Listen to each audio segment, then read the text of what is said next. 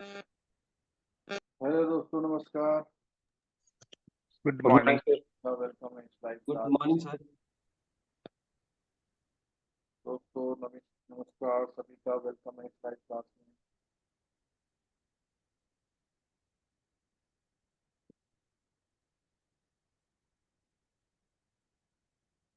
चलिए दोस्तों, तो आज हम लोग जो है नेक्स्ट टॉपिक को कवर करेंगे। हमारा मॉड्यूल बी चल रहा है और लगातार हम इस टॉपिक कर रहे हैं। 10 टॉपिक हमने कवर कर लिए हैं। एग्जामिनेशन टाइम पे एग्जामिनेशन टाइम पे ये क्लासेस बहुत इंपॉर्टेंट हो जाती हैं, क्योंकि हमारे पास समय कम होता है और हमें कवर ज़्यादा करना होता है। दोस्तों, आज जो इसका नेक्स्ट टॉपिक हम लोग कवर कर रहे हैं, और टॉपिक का जो डिटेल है वो आप स्क्रीन पर देख सकते हैं।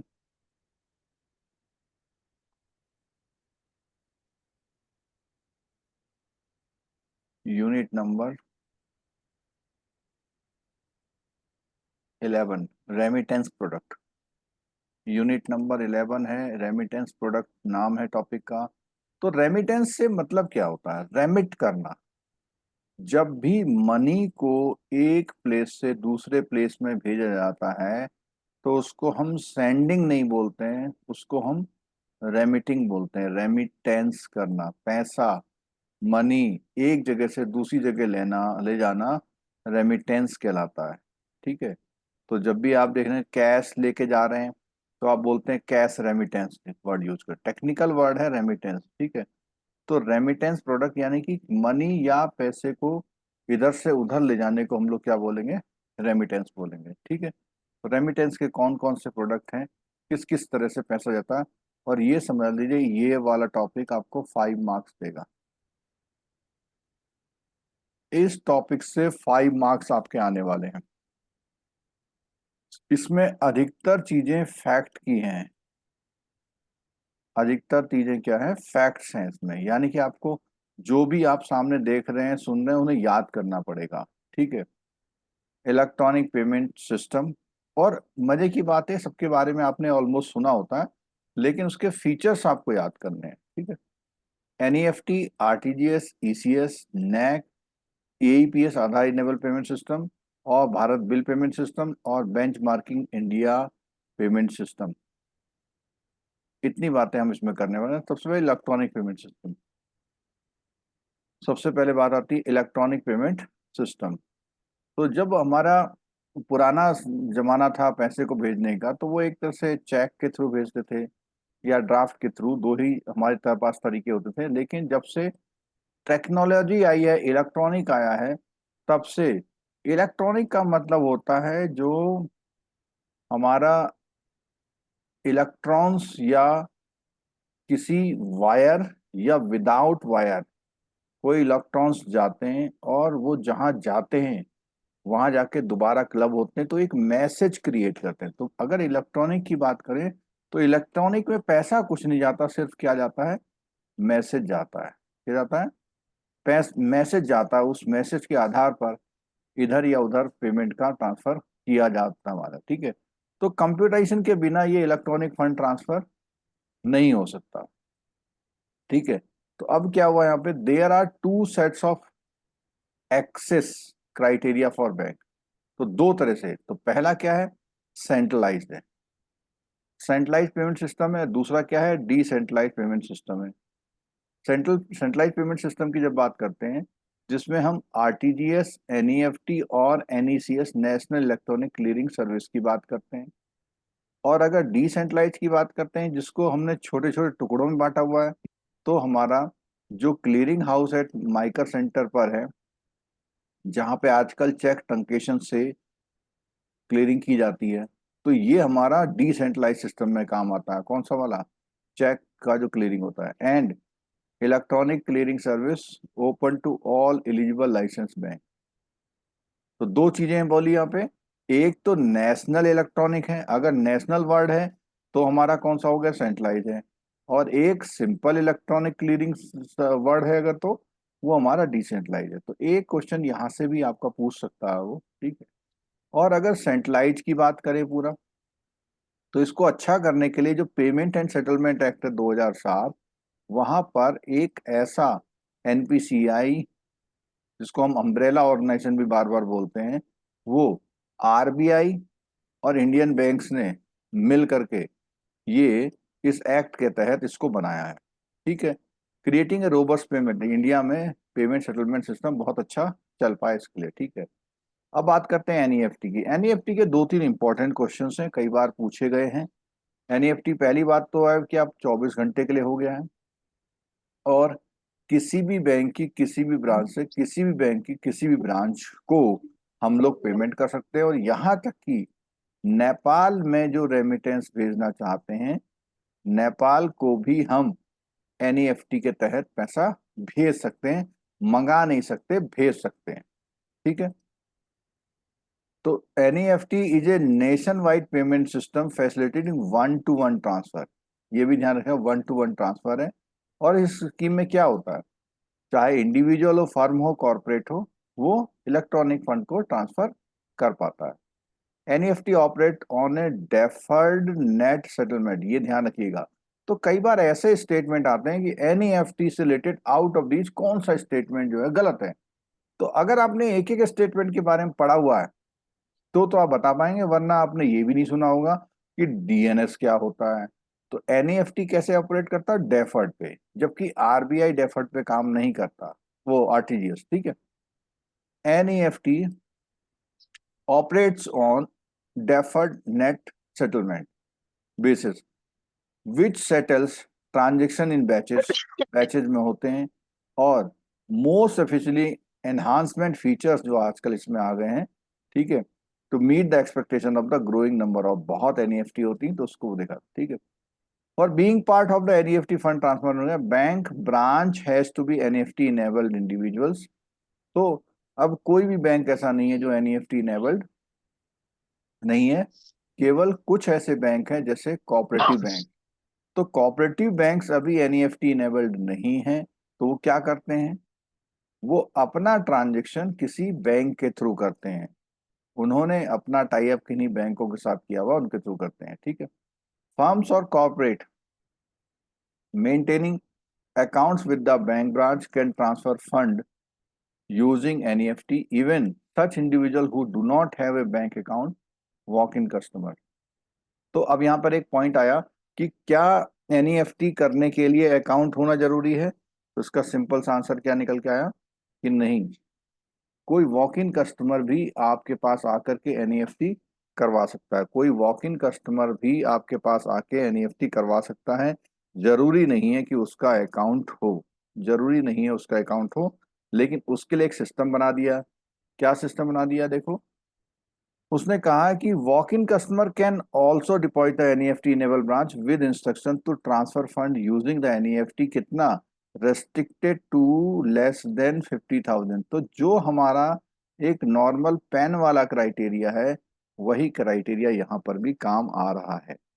तो इस पॉइंट को नोट करिए। एक तो ये नोट करिएगा कि ये जो है डीएनएस सिस्टम पे काम करता है। ठीक है, दूसरा ये है कि जो भी इसकी फैसिलिटी उठाना चाहते हैं वो बैंक इसके मेंबर होने चाहिए।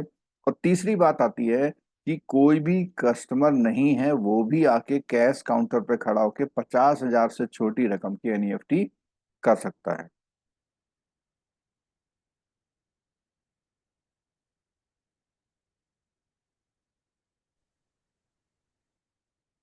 ठीक है, चलिए, आप सभी से रिक्वेस्ट है कि भैया, ये नींद ना तो आती रहती है, 2 दिन आपके पास पढ़ने को हैं या 2 या 3 दिन, क्योंकि ये 2 पेपर बहुत डिसाइड करेंगे आपके बारे में कि आपका क्या प्रोग्रेस रहने वाला।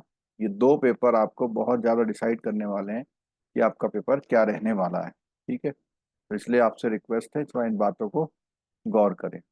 ठीक है, तो यहाँ पर क्या हुआ इसमें ऑप्शन आएगा। है, हेलो, हाँ, क्वेश्चन आएगा कि कैश में कितना कर सकते हैं, 49,999 है सर। नहीं, आप इसको बिल्कुल इस तरह याद रखें कि बिलो 50,000, अब बिलो 50,000 में ऐसा भी हो सकता है 4999.99 भी हो सकता है। ठीक है। ये 50,000 डॉलर हाँ, बिलो 50, आपको वर्ड क्या रखना है, बिलो।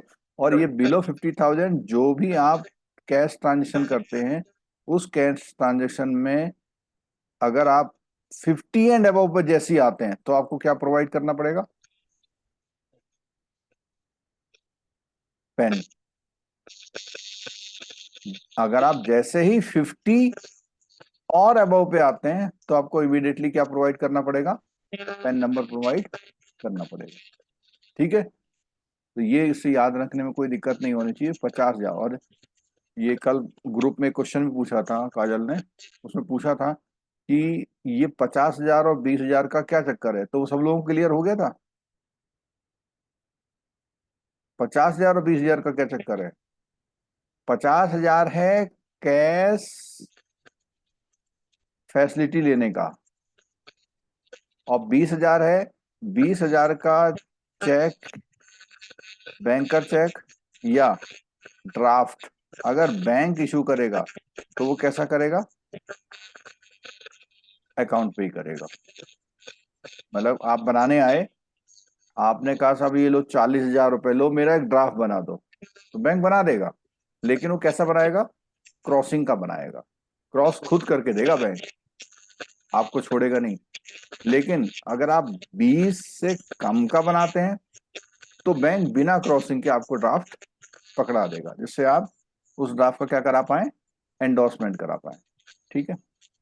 चलिए, तो अब यहाँ पे क्या है, जो लोग अभी जिन्होंने अभी ज्वाइन किया सुन लो। एनईएफटी जो है एक डेफर्ड एनईएफटी एक डेफर्ड नेट सेटलमेंट सिस्टम है। और कोई भी बंदा कैश के थ्रू भी कोई भी बंदा कैश रेमिटेंस कैश के थ्रू भी 50,000 से नीचे एनईएफटी कर सकता है। तीसरा, ये जो भी कम्युनिकेशन होता है वो एक किसी स्ट्रक्चर्ड सिस्टम के थ्रू होता है। रेमिटेंस थ्रू एनईएफटी या आरटीजीएस की बात करेंगे तो उसमें क्या होता है? Is being transmitted through structured financial messaging system, जिसको हम SFMS कहते हैं, यानी कि फाइनेंशियल मैसेज का सिस्टम जो स्ट्रक्चर्ड है। यानी जो हमारी आम भाषा के शब्दों में नहीं जाता मैसेज, इसमें मैसेज जाने का तरीका अलग होता है। ठीक है। अब आप और सुनिए कि जो है NEFT system also facilitate one way cross border transfer. अभी मैंने थोड़ी देर पहले बताया था। उसमें कौन है? Indo Nepal remittance facility scheme. ठीक है। और उसके लिए क्या है कि एनईएफटी के लिए कोई भी अमाउंट ना मिनिमम का है ना मैक्सिमम। कई लोग 2 लाख से कंफ्यूजन हो जाते हैं, 2 लाख का कोई चक्कर नहीं है। 2 लाख का मामला है आरटीजीएस के लिए। एनईएफटी के लिए 1 रुपए से लेकर आप कितने तक भी कर सकते हैं। ठीक है। Maximum amount per transaction is limited to below 50,000 for cash base, अभी ऊपर हमने बात की थी। और यही कंडीशन जो है यहाँ पर बिलो 50,000 आप कैश से कर सकते हैं। And also for remittance Nepal under the Indo Nepal remittance, यानी आप इंडिया में रेमिटेंस करना चाहें या, तो इसका एक कॉमन आंसर क्या है कि भैया कैश अगर आप करोगे तो बिलो 50,000 ही कर पाओगे, चाहे इंडिया करो या इंडिया से बाहर करो। ठीक है। अब यहाँ पर ये देखिए कि कुछ सिस्टम में चार्जेस की बात आती है, तो क्या चार्जेस है? अब यहाँ पे बैंकों ने बहुत अपने अपने सिस्टम बना रखे हैं। अधिकतर बैंकों ने कुछ अमाउंट तक एनईएफटी ट्रांजेक्शन क्या कर रखा है? फ्री कर रखा है। ठीक है। और कुछ बैंकों ने 1 रुपए से भी लगा रखा है, तो ये बैंकों की अपनी अपनी हुआ है। ठीक है। तो इसने कहा इनवर्ड, तो पैसा अगर किसी के खाते में आएगा तो कोई भी फीस नहीं है, लेकिन किसी के खाते से जाएगा कहीं पे, जिसको हम कौन सा बोलते हैं? बैंक, ऑरिजिनेटिंग बैंक बोलते हैं। तो 10,000 तक 2.5 रुपए प्लस जीएसटी। अब आपको बताना होगा कि आपके किसी के बैंक में 10,000 तक के एनईएफटी में कोई चार्ज है?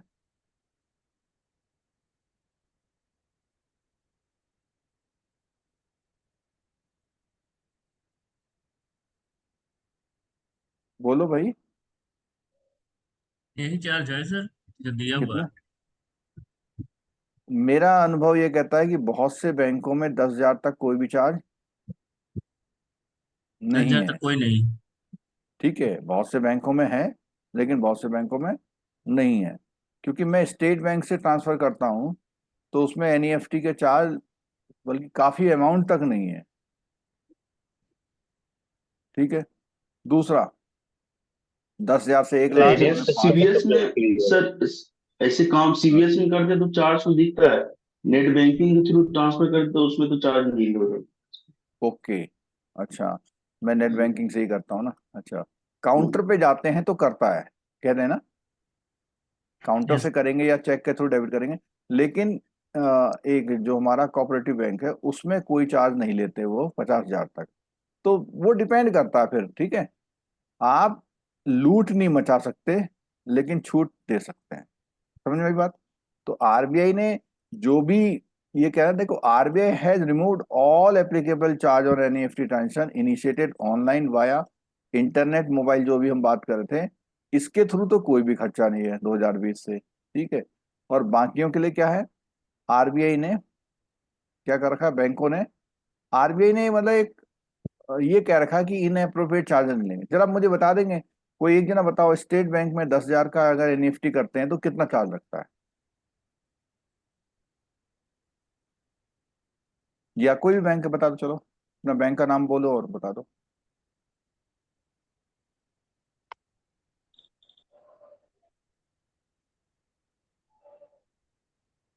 अरे बैंक में एनईएफटी नहीं कर रहे आप लोग? सर बैक ऑफिस में सब एसबीआई होता है। में ₹2.95 सर। कितना? ₹2.95 अप टू 10,000। कितना बताया, फिर से बोलना। 2.92 सर। अच्छा, 2.92। तो 2.92 देखो वहीं पहुंच रहा है। 2.5 रुपया। 2.92 इसका करेंगे अगर हम, 18 5 जा क्या होगा? 2.95 होता तो 2.95। है। हाँ। जी सर, 2.95 होगा। 2.95। तो अगर 18% हम इसमें करते हैं तो 45 पैसे। हाँ यही होगा, 45 पैसा आया ना। तो ये इसका मतलब हो गया ये। अच्छा, कोई और इससे बड़े अमाउंट बता दे एक बार जरा। 2.5 रुपए, 5 रुपए, और इधर 1 लाख ₹5.90 से ऊपर, पैसा। 1 लाख से ऊपर वाले पे।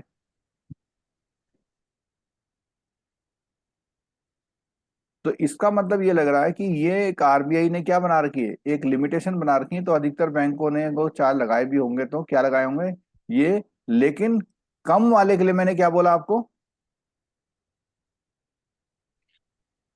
कोई भी आरबीआई बैंकों को इससे कम चार्जेस लगाने के लिए मना नहीं कर सकता। आप अपने कस्टमर को कोई फ्री सुविधा देते हैं तो इसके लिए आरबीआई कभी भी मना नहीं कर जी। सकता। ठीक है। और ये 24/7 तो 365 हो गया है 2019 से। और एक खास बात और है, इसमें जितने भी बैचेज होते हैं वो कितने होते हैं, कितने घंटे के होते हैं? हाफ 30 ईयरली मिनट का बैचेज से हाफ ईयरली कितने? बैच है। 48। यानी कि जो पहला बैच होता है वो कब से शुरू होता है? बैच का मतलब सेटलमेंट बैच है। तो आपने अगर 12:30 यानी कि रात के 12:30 पर से पहले कोई ट्रांजेक्शन किया हुआ है, तो वो यहाँ पर आकर के सेटलमेंट में जाता है। अब इसका मतलब क्या होता है, आपने कोई ट्रांजेक्शन किया पीएनबी के लिए, आपने कोई ट्रांजेक्शन पीएनबी के लिए किया है 10,000 रुपए के लिए। ठीक है, 10,000 के लिए, और उसी समय पर पीएनबी ने एक ट्रांसफर किया हुआ है एसबीआई के लिए 5,000 रुपए के लिए। जब ये दोनों उसका सेटलमेंट होता है तो केवल 5,000 रुपए पीएनबी के अकाउंट से डेबिट होके कहाँ जाते हैं? एसबीआई के। इसीलिए इसको क्या बोलते हैं, नेट बेसिस पे।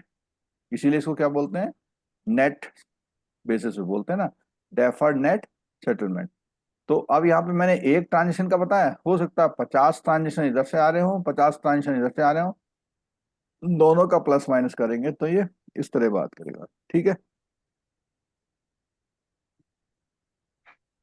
एक पॉइंट ये आता है एनईएफटी के बारे में, तो उसने कहा है कि usual banking hours banks are expected to be in automated modes through state through processing by all bank. इसका मतलब क्या है कि जो भी बैंक में कोई ट्रांजेक्शन कर रहा है तो उसमें बीच में कोई इंटरवेंशन ना होके सीधे से प्रोसेसिंग होती है। क्योंकि जब बैंक बंद हो जाता है तो बैंक बंद होने का मतलब ये नहीं है कि अब आप एनईएफटी नहीं कर पाएंगे। एनईएफटी के लिए उन्होंने ऐसे वो सॉफ्टवेयर में प्रोग्रामिंग करी हुई है कि वो स्टेट थ्रू प्रोसेसिंग के थ्रू वो प्रोसेस हो जाते हैं। ठीक है। Existing discipline for creating beneficiary transaction within 2 hour. तो अभी क्या है, विद इन क्या है, 2 hours of respective batch to the originating bank will continue. उसने कहा है एग्जिस्टिंग जो अभी तरीका है क्रेडिटिंग करने का बेनिफिशियरी अकाउंट का और रिटर्निंग, अभी अज्ञात तो पैसा आ जाएगा या पैसा वापस रिटर्न हो आएगा। जाएगा। अगर मान लिया कोई गलती है, कुछ भी हुआ है तो वापस आना होगा। मान लिया उसका अकाउंट वहां बंद हो गया, आपने तो यहाँ से इनिशिएट कर दिया लेकिन वहां बंद हो गया, क्योंकि वो अभी पता नहीं लगेगा, वो जब सेटलमेंट में पैसा जाएगा तब पता लगेगा। ठीक है। Originating bank are required to pay nominal charge of कितने पैसा। अब देखो ये क्वेश्चन देखो कि बैंक को 25 पैसा पर ट्रांजेक्शन किसको देना पड़ता है, क्लियरिंग। क्लियरिंग हाउस को, as well as destination bank as servicing, यानी कि दोनों को देना पड़ता है। किस किस को देना पड़ता है, एक कौन सा बैंक है, ओरिजिनेटिंग बैंक। दूसरा बैंक कौन सा है, डेजिग्नेटेड बेनिफिशियरी बैंक। बैंक। दोनों को 25-25 पैसे क्लियरिंग हाउस को देने पड़ते हैं, यानी पार्टिसिपेटिंग जो पैसा दे रहा है और जो पैसा ले रहा है। ठीक है। These charges can not be pass on to the customer, और इसका खर्चा आप कस्टमर से नहीं लेंगे, इसका खर्चा आप कस्टमर से नहीं लेंगे। ठीक है। In order to provide an impetus to digital fund movement, RBI decide किया गया है कि waive the processing file time verifying charges कितना, ये से which was so far being levied by the RBI to bank outward transaction in case of the NEFT also. इसमें क्या बोल रहे हैं यहाँ पे कि ये जो पैसा है, इस पैसे को क्या किया आरबीआई ने, क्या डिसाइड किया हुआ है, RBI has decided to waive processing charges, waive processing charges कब से, उन्नीस से, which was so far being levied by the RBI on the bank for outward transaction case of the NEFT and also. तो outward transaction के लिए जो processing charge लिया जाता था वो क्या कर दिया गया है, वेव कर दिया गया। Outward transaction in case of NEFT और आरटीजीएस वो क्या कर दिया है, वेव कर दिया है। और ये क्वेश्चन बहुत इंपॉर्टेंट है ये वाला, ये जो अब मैंने लाइन किया है, क्या इंपॉर्टेंट लाइन किया मैंने,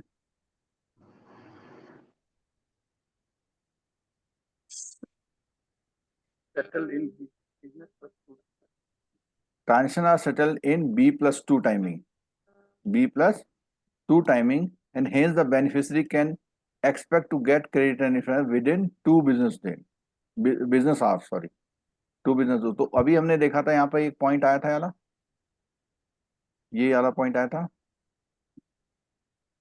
ये क्या था, विद इन 2 आवर। 2 आवर।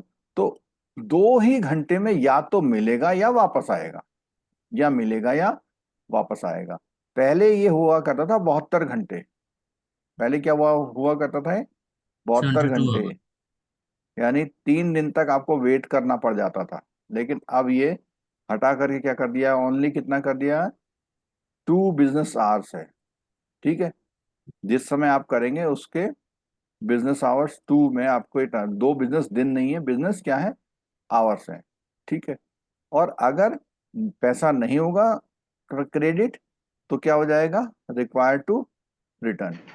जिस बैंक के पास जाएगा पैसा उसे 2 घंटे में पैसा क्या करना पड़ेगा, रिटर्न करना पड़ जाएगा। ठीक है। उसे 2 घंटे में पैसा क्या करना पड़ जाएगा, रिटर्न करना पड़ जाएगा। ठीक है। In case of successful credit to the beneficiary account, the bank which had originated the transaction is expected to send a confirmation to the originating customer through SMS और email। तो वो वाली बात है कि कंफर्म करना पड़ेगा। ठीक है। चलो अब कुछ और टेक्निकल बातें आती हैं।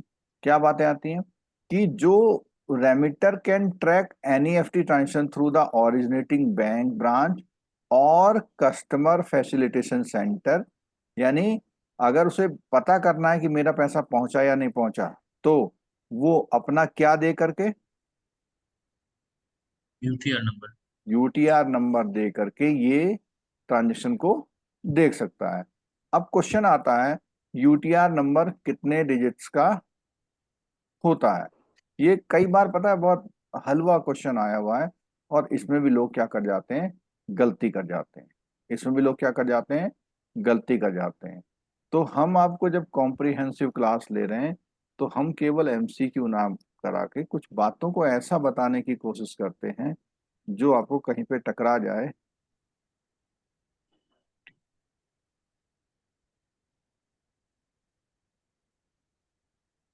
पढ़ लीजिए, क्वेश्चन रखा हुआ छपा हुआ मिल सकता है आपको। ये फिर यूटीआर ट्रांजैक्शन उसमें जो आरटीजीएस में जनरेट होता है 22 डिजिट का होता है। नहीं, अभी तो मैं एनईएफटी की बात कर रहा हूँ बाबा। अभी मैंने आरटीजीएस की बात कहाँ करी है? अभी मैं किसकी बात कर रहा हूँ? एनईएफटी ट्रांजेक्शन की बात कर रहा हूँ। पहले 16 ठीक है, डिजिट जनरेट होता था उसका भी सर, आरटीजीएस का भी। अच्छा। और अब मैं बात करता हूँ किसकी, आरटीजीएस की। बिल्कुल कोई डाउट ही नहीं है, कहीं से कहीं तक कोई डाउट नहीं है। आरटीजीएस में कितना है? 22। 22। और इसमें कितना है? 16। तो कोई 16। डाउट रखने की बिल्कुल जरूरत नहीं है, और ये पका पकाया क्वेश्चन आपके एग्जाम में मिल सकता है। तो एनईएफटी जो होता है उसका यूटीआर नंबर कितने का है? 16 डिजिट का है। और आरटीजीएस का कितने का है? 22। अच्छा। अब इस क्वेश्चन में क्या ट्विस्ट आएगा, ये ध्यान रखना कि ये जो नंबर होते हैं वो कैसे होते हैं। अल्फान्यूमेरिक। हाँ, यहाँ पे गच्चा खा जाओगे आप। वो 16 22 तो लिखेगा 2 3 बार, लेकिन कहीं पे न्यूमेरिक लिखेगा, कहीं पे अल्फाबेट लिखेगा, कहीं पर क्या लिखेगा, अल्फा न्यूमेरिक लिखेगा। तो आपको आंसर करना है, क्या का आंसर करना है, अल्फा न्यूमेरिक आपको आंसर करना है। ठीक है।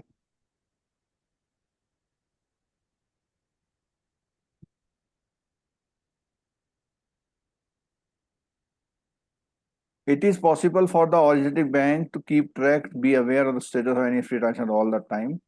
NEFT transaction is not created or written within the statutory time. The bank are liable to pay penal interest. ये भी ध्यान रखना, अगर आपने समय से पैसा उसका पहुंचाया नहीं या उसको वापस नहीं किया, तो क्या देना पड़ेगा आपको? Panel panel interest. इंटरेस्ट देना पड़ेगा। उस बैंक को देना पड़ेगा, कौन से बैंक को देना पड़ेगा ये? जिसके पास कौन जाएगा सा? सर। नहीं, जो रेमिटेंस कर रहा है। जो ओरिजिनेटिंग बैंक है, जो बैंक को इनिशिएट करा, उसकी जिम्मेदारी कि वहां पैसा पहुंचा भाई। ठीक है। कस्टमर को तो वही देगा, भले ही वो आगे से ले या ना ले, वो अलग बात है। ठीक है। Bank are required to penal interest at the, कौन से रेट पे? जो एलएफ। रेपो रेट चल रहा है +2%। ठीक है। और कितने दिन तक? Till the date of refund, जब तक पैसा, जितने दिन का पैसा डिले हो रहा है, या वहां क्रेडिट होने में डिले हो रहा है, या यहाँ मिलने में वापस डिले हो रहा है। ठीक है। और इसके लिए किसी भी कस्टमर की कंप्लेंट का इंतजार नहीं करना है। मतलब क्या करना है, सीधे सीधे क्या करना, सीधे सीधे बिना पेनल्टी उसकी देना है। कंप्लेंट के पेनल्टी के साथ क्रेडिट कर देना। क्रेडिट कर देना। ठीक है। ये एक एक बात जो मैं बता रहा हूं, ये क्वेश्चंस में वहां मिल सकती हैं, बहुत ध्यान से देखो। ये इस चैप्टर में मैंने कितने क्वेश्चन बताए आपको? रेपो रेट प्लस क्या है सर? और rate two of repo percent interest. Rate +2%। ठीक है। अच्छा, penalty. Repo LAF rate report लिखा हुआ था सर। क्या है? LAF repo. एलएएफ का मतलब liquidity adjustment facility. Repo actually क्या है, जब हम वाला चैप्टर पढ़े थे ना, मॉनेटरी पॉलिसी वाला, हम्म। तो मॉनेटरी पॉलिसी में हमने पढ़ा था एलएएफ की जो सुविधाएं हैं, लिक्विडिटी एडजस्टमेंट की जो सुविधाएं हैं, उसमें रेपो, रिवर्स रेपो, एमएसएफ सब आते हैं। यानी बैंक के पास जब अपना ज्यादा पैसा होता है उसको एडजस्ट करना, या बैंक को अगर रिक्वायरमेंट होती है तो उसकी रिक्वायरमेंट को पूरा करना, ये सारी चीजें कौन सी फैसिलिटी में आती हैं? एलएएफ फैसिलिटी में आती है। एक क्वेश्चन आपका इस स्क्रीन से यहां से भी हो सकता है, क्या हो सकता है, ये वाला। इसको आप बहुत ध्यान से समझ लें कि क्या है इसमें सिस्टम में। देखिए, वो कहता है कि जो इस समय पर जो रेट्स हैं, वो रेट्स रेपो रेट, तो ये जो रेट है ये एल एफ फैसिलिटी के रेट है 6.5+2%, यानी 8.5% पर एनम के हिसाब से आपको रिफंड करना पड़ेगा, उसको कंपनसेट करना पड़ेगा। ठीक है। अब रेपो रेट से थोड़ी सी ज्यादा क्या होती है? एमएस एमएसएफ होती है। कितना? 0.25। और जितनी एमएसएफ चल रही है उतनी क्या चलती है? Bank rate. Bank rate. तो एक तो ये कॉम्बिनेशन ये याद रखना है। ये जो मैंने अभी रेड कलर से जितना बॉक्स बनाया है, ये सारा है क्या? बैंक आरबीआई से पैसा लेती है। लेते हैं। ठीक है। सर ये हाँ, स्टैंडिंग डिपॉजिट फैसिलिटी रेट और रिवर्स रेपो एक ही चीज हुआ क्या? नहीं नहीं, अलग है, अलग है, बिल्कुल अलग है। देखो, अभी मैंने एक बात बोली कि ये जो रेट की मैं बात कर रहा हूं, ये रेट्स जो हैं कौन से बताए मैंने? कि आरबीआई से लोग पैसा लेते हैं, आरबीआई से पैसा बैंक लेते हैं। ये तीनों जो मैंने अभी आपको बताए, कौन से? रेपो रेट में भी पैसा लेते हैं, मार्जिनल स्टैंडिंग फैसिलिटी में भी लेते हैं, और बैंक रेट में भी लेते हैं। फर्क क्या है? इसमें एक दिन के लिए लेते हैं, रेपो रेट में 2 दिन से लेकर के कितने दिन तक? 14 दिन। 14 14 डेज। दिन तक लेते हैं। और इसमें मोर देन 14 डेज। 14 दिन लेते हैं। ठीक है। एक पॉइंट और, क्या?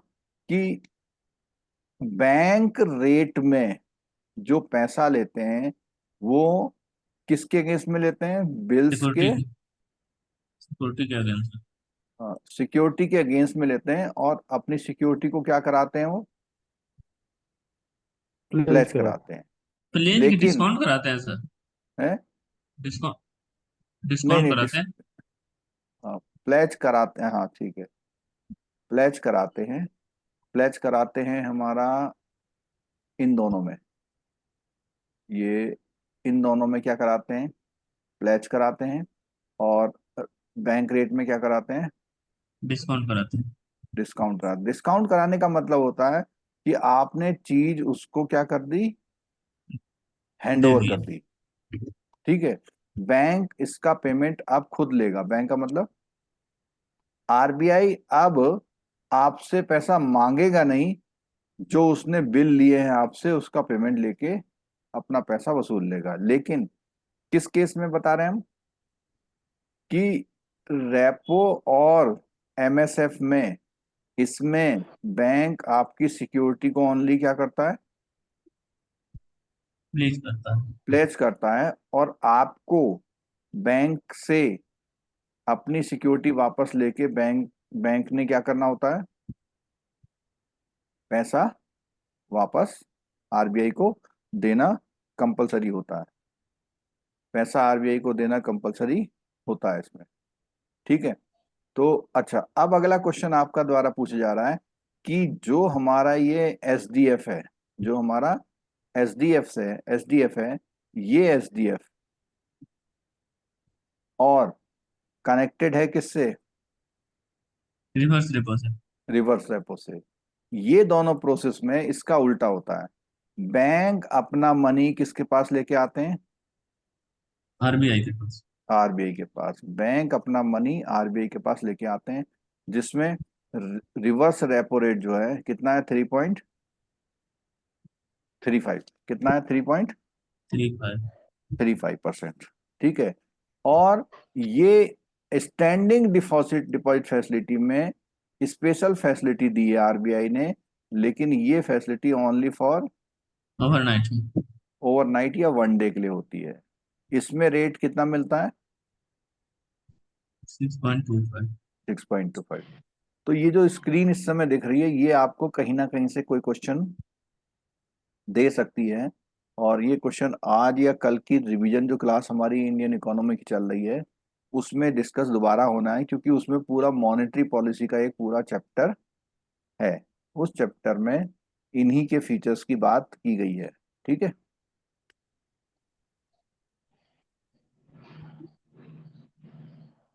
चलो हम लोग वापस पहुंचते हैं वहां पर। ये चर्चा क्यों आई है?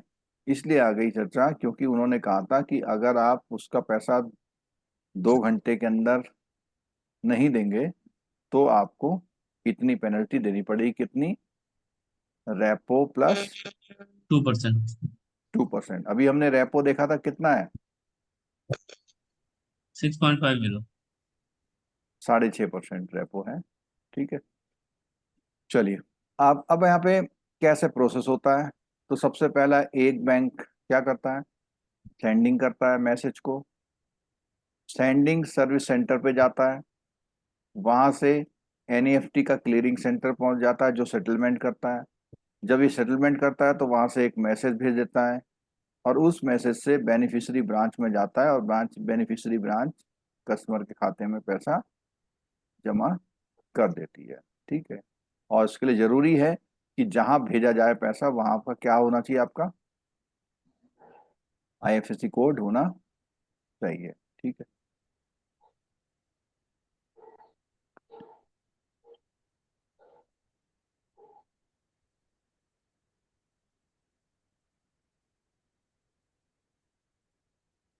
NEFT can be use to transfer fund from और to NRE and NRO account. यानी कि अगर क्वेश्चन कंफ्यूजिंग का दे दे आपको तो आप बिल्कुल बोलेंगे कि एनआरई अकाउंट हो या एनआरओ अकाउंट हो, उसके लिए भी हम अकाउंट के लिए एनईएफटी यूज कर सकते हैं।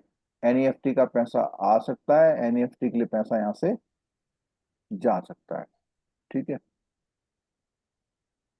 सर उसमें क्या वो आईएफएससी कोड के थ्रू जाएगा या फिर स्विफ्ट कोड के थ्रू, एनआरई एनआरओ में? नहीं, ये थोड़ी कह रहा बाहर जाने को। एनआरई से एनआरई है आपके ना? पड़ोसी के अकाउंट में भी तो जा सकता है। हाँ, जा सकते। भाई आपको जाने के लिए उसने इंडिया और नेपाल। नेपाल, यही 2 जगह तो जाएगा। हम्म। ठीक है, तो उसमें स्विफ्ट कोड की जरूरत का क्वेश्चन नहीं उठता है। ठीक है, और participating bank admitted institution shall open maintain NEFT clearing centre Mumbai settlement. हर एक ने क्या खोल रखा? अपना एक सेटलमेंट अकाउंट खोल रखा जिससे लेन देन का ट्रांजेक्शन होता है। ठीक है,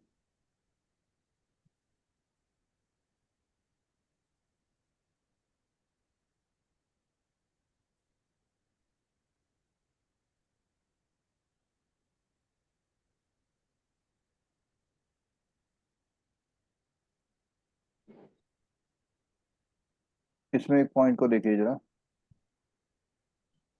The payment instruction shall become irrevocable once the executed by the bank.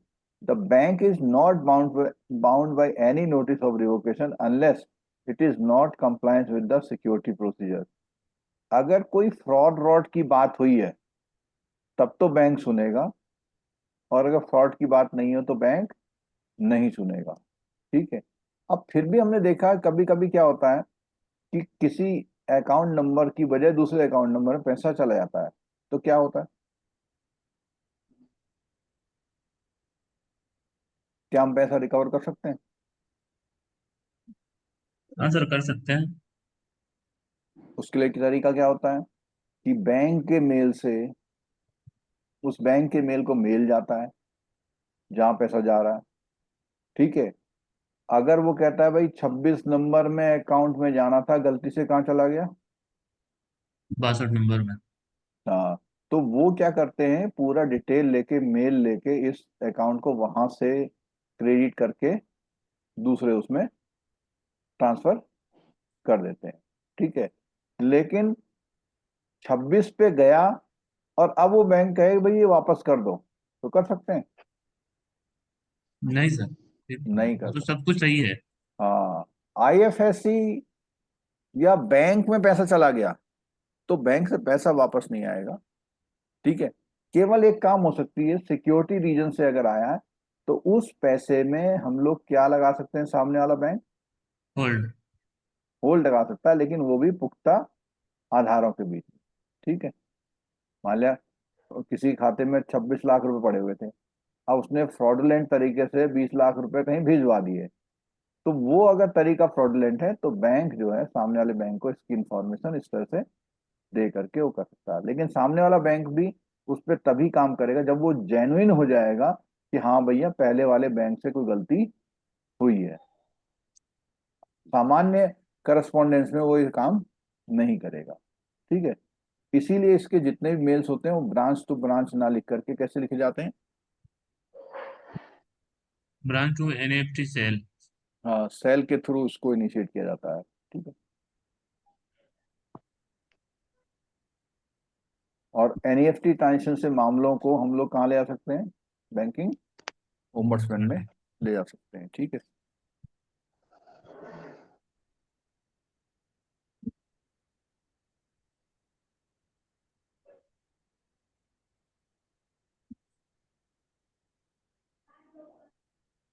Internet mobile से एनईएफटी के चार्ज फ्री कर दिए। ठीक, चलिए दोस्तों, अब बात आती है किसकी?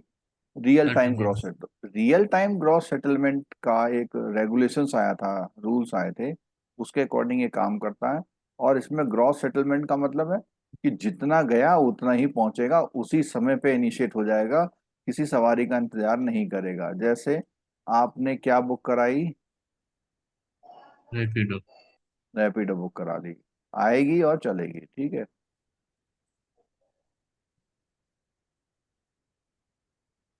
और इसमें ये भी है क्या, उसने कहा कि हैज रिप्लेस्ड हाई वैल्यू, पहले जो हाई वैल्यू क्लियरिंग हुआ करती थी अब वो नहीं होती है, उसकी जगह क्या यूज करेंगे आप? आरटीजीएस करेंगे। ठीक है, many banks have enabled straight through processing of RTGS transactions by corporate and retail customers with the use of the net banking tools. This has greatly reduced operating expenses. Flow up कैसे होगा? Same उसी तरह है बिल्कुल, बस immediate वो हो जाएगा उसका।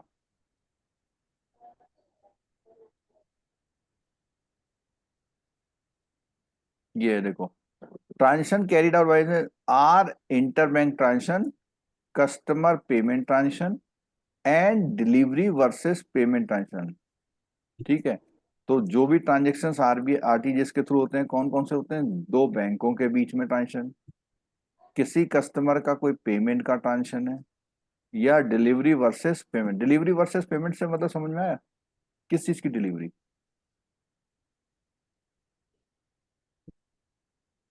किस चीज की डिलीवरी? सिक्योरिटी। तो जब आप गवर्नमेंट सिक्योरिटी का पेमेंट लेते हैं तो जैसे ही गवर्नमेंट सिक्योरिटी वहां पहुंचती है वैसे ही आरटीजीएस के थ्रू आपका पैसा आपके खाते में पहुंच जाता है। डीवीपी करके था, अगर आपको याद आ रहा है कुछ, जब हम एक चैप्टर पढ़ रहे थे ना मनी मार्केट में, तो मनी मार्केट में जो सेटलमेंट होते हैं वो एनडीएस और ये से डिलीवरी वर्सेस पेमेंट सिस्टम से होते हैं। ठीक है,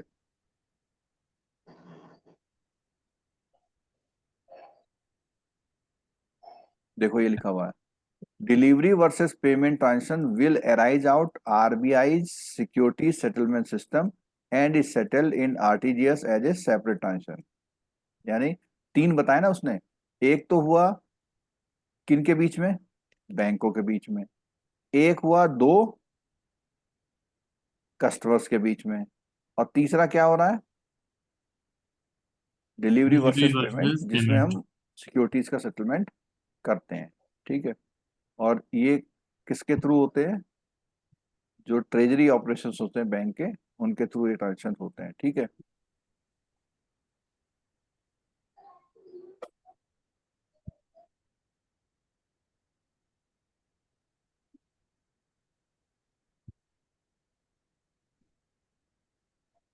और मिनिमम अमाउंट कितना है? 2 लाख।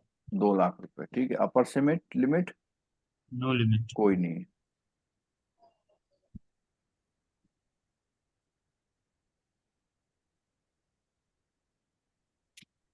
ऑपरेटिंग का सिस्टम ऐसा है, क्या करेगा वो? Originating bank would debit the account, और उसके बाद क्या करेगा? Create a structured message. वो मैसेज क्या होगा?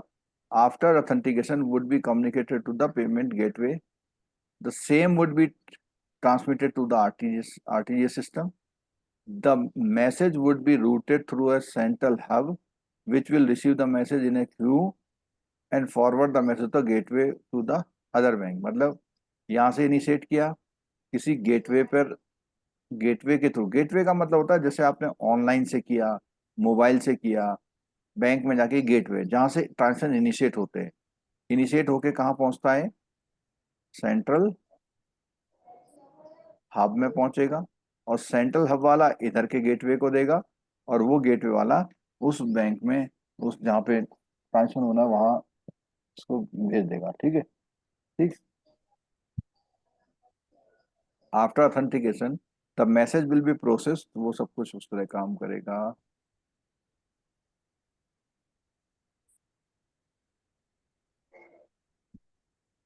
यहाँ पर कुछ कट ऑफ टाइम है आरटीजीएस के, और ये आरटीजीएस के जो टाइम है कट ऑफ कहाँ पे है, अभी चल रहे हैं या नहीं चल रहे हैं? ये टाइम कस्टमर के लिए है sir. Cut off time RTGS system eight RBI, RBI, लेकिन अभी इसमें एक मिनट को, विद इफेक्ट फ्रॉम दो, RBI has made available RDS क्या है, 24 घंटा हो गया। ठीक एक है, घंटे तो के हिसाब से ऊपर इसमें वाला, चार्जेस अलग अलग आवर में अलग अलग। हाँ, इमरजेंसी के उसके है ना, देखो यहाँ पर अगर आप 8 बजे से 11 बजे तक करते हैं तो कोई चार्जेस नहीं, 11 से 1 बजे तक करते हैं तो 2 रुपये इंडक्शन, और 1 बजे से 4:30 बजे तक करते हैं 5 रुपये, और अगर आप 4:30 बजे बात करते हैं तो कितना, 10 रुपये। ठीक है,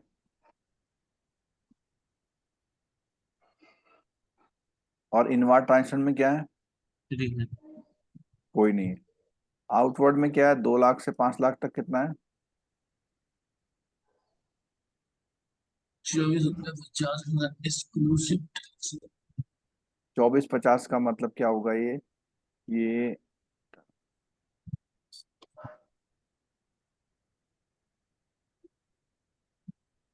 लगभग 21 रुपये, नहीं सर 22 रुपये। 22 रुपये। नहीं 22 नहीं, ये किसी होगा। सर ये एक्सक्लूसिव ऑफ टैक्सेस लिखा है सर, क्या लिखा, 21? एक्सक्लूसिव ऑफ टैक्सेस, बिना टैक्स का तो 2450 लिखा है सर। अच्छा, exclusive of taxes if any, तो यहाँ पे क्या कहता है कि 24 रुपये 50 पैसे exclusive of taxes if any, तो इसका मतलब इसमें क्या देना पड़ेगा, प्लस 18%। जीएसटी।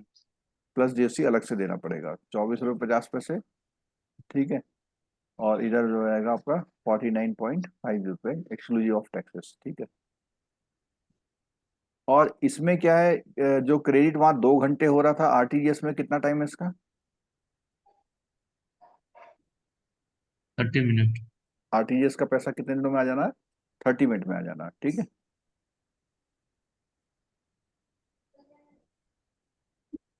और अगर रिफंड होना है तो 1 1 hour. Hour. Member for credit account will be returned to the original account for the receipt of the payment at the receipt bank before the end of the business bank। इस point को जरा ध्यान से देखिए, जरा क्या कहता है, the fund received by the RTGS member for a credit to the beneficiary account will be returned to the originating RTGS member within 1 hour of the receipt of date payment, receipt of the payment at the recipient bank or before the end of the RTGS business day, whichever earlier, if it is not possible to, यानी return करने का क्या time दिया इन्होंने, 1 our. 1 our, और उसमें कितना घंटा था, 2 आवर। उसमें 2 आवर था। अगर 2 आवर में वो नहीं करता है, पर उसमें एक चीज और थी, किसमें, एनईएफटी में, उसमें था जिस दिन ट्रांजेक्शन किया है उसके 2 घंटे के अंदर उस बिजनेस डे में, लेकिन इसके लिए क्या कहता है कि आधे घंटे का टाइम है, अगर नहीं हुआ तो 1 घंटे के अंदर आपको ओपन करना। यहाँ पे 2 घंटे से, जैसे मान लिया किसी ने रात के 1 बजे कोई एनईएफटी किया, तो बैंक उसको वापस कब तक कर सकता है, 12 3 बजे। बजे। नाइट में 12 बजे तक। अगर नाइट में 12 बजे तक उसके खाते में पैसे आ गए तो ठीक है, नहीं तो अगले दिन से उसे क्या देना पड़ेगा उस पर? रेपो प्लस 2% का वो देना पड़ेगा भाई, ब्याज देना पड़ेगा, ठीक है। In case of any failure system resulting non operation of the member and member should report to RBI at the earliest and not later than 30 minutes from the incident. The member have to be adhere to the business continuity plan. अगर आपके वहाँ कोई business उसमें कोई दिक्कत आ रही है system में, सर्वर में, तो आपको क्या करना पड़ेगा? 30 मिनट के अंदर किसको रिपोर्ट करना पड़ेगा? आरबीआई। आरबीआई को। कब? अगर आपका सिस्टम में कुछ क्या आ रही है, दिक्कत आ रही है, वैल्यू। और लगा आपका सॉफ्टवेयर नहीं चल रहा है, और उधर उधर भाई ने आपको पैसा भेज रखा 10 लाख रुपए, आपका सिस्टम सर्वर डाउन है, तो पैसा तो आएगा नहीं ना खाते में। तो इसके लिए कह रहा अगर ऐसा है तो 30 मिनट के अंदर किसको बताना है आपको? आरबीआई को बताना है। और अगर आपके साथ कोई ऐसी दिक्कत है तो आपको अपनी बिजनेस कंटिन्यूटी प्लान बना के रखनी है। यानी कि बिजनेस कंटिन्यूटी प्लान का मतलब आपको बिजनेस कंटिन्यू रखने के लिए दूसरा कौन सा तरीका है, इसको बोलते हैं बिजनेस कंटिन्यूटी प्लान। और ये एक और वर्ड आता है, डिजास्टर रिकवरी प्लान, डीआरपी होता है। यानी जब आपको दिक्कत है तो आप कैसे करेंगे, और उसकी गाइडलाइंस जो है, जो आरबीआई ने टाइम टू टाइम नोटिफाई करी, उसके अकॉर्डिंग करना है, ठीक है।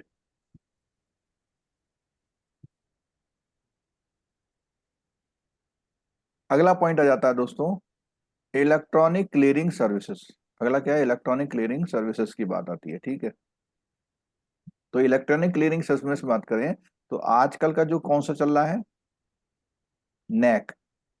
और ये किसके द्वारा ऑपरेटेड है? एनपीसीआई के एनपीसी। द्वारा, ठीक है। नैक चल रहा है जो कि किसके द्वारा ऑपरेटेड है?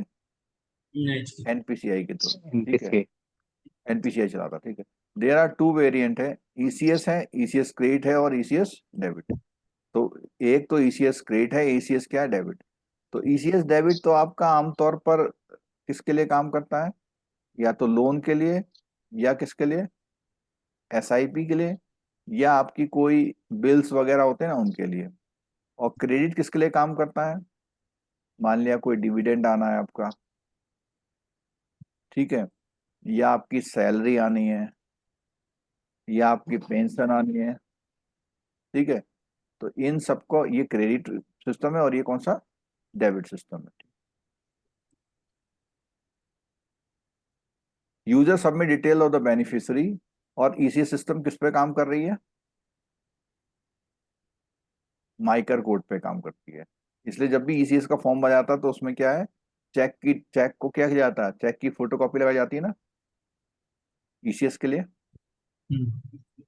इसलिए लगाई जाती है क्योंकि चेक में क्या होता है? माइकर कोड होता है, उसके थ्रू होता है, ठीक है। ECS center then debit the account of the sponsor bank on the scheduled settlement day and credit to the account of the destination bank for onward credit।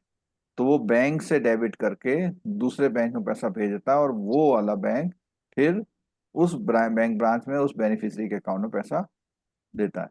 ECS can be use to transfer to NRO NRE account. अच्छा एक बात सुनो, इसमें debit क्यों नहीं facility दी हुई है? इसमें कहा है ECS can be use to transfer, यानी ईसीएस से इन खातों में पैसा ओनली आ रहा है, एनआरई और एनआरओ अकाउंट में पैसा ट्रांसफर ऑफ फंड के लिए आ रहा है। This however subject to the adherence of the, और जो फेमा के रूल्स हैं उसको ध्यान में रखते हुए आपको ये काम करना है।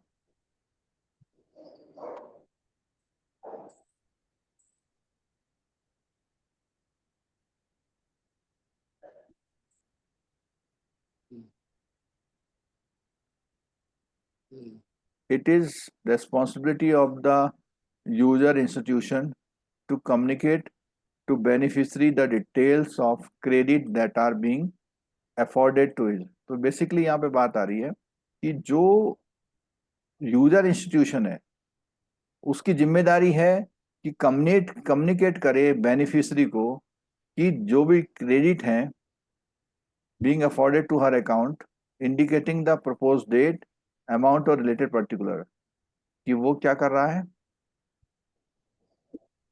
being afforded to his account indicating the proposed date of credit amount, और जो भी पैसा आना है उसके बारे में पूरी इंफॉर्मेशन वो किसको दे, बेनिफिशियरी को दे। अगर डिले क्रेडिट हो रहा है बाय द डेस्टिनेशन बैंक तो उसमें कितना रेट लगेगा, वही सेम क्या है, बोलो, रेपो रेट +2%। रेपो रेट +2% का उस बैंक को देना, क्योंकि पैसा आ गया और उसके खाते में नहीं डाल रहा है तो गलत बात है, ठीक है। Penalty should be created to the destination account holder even without a claim, वो ये बात वहां पर भी थी कि कस्टमर को क्लेम नहीं करना, ये रूल बना दिया है कि आपको चाहे एनईएफटी हो चाहे आरटीजीएस हो चाहे कुछ भी हो, आपको रेपो +2% का पेमेंट करना पड़ेगा अगर आप टाइम से पेमेंट नहीं करेंगे तो।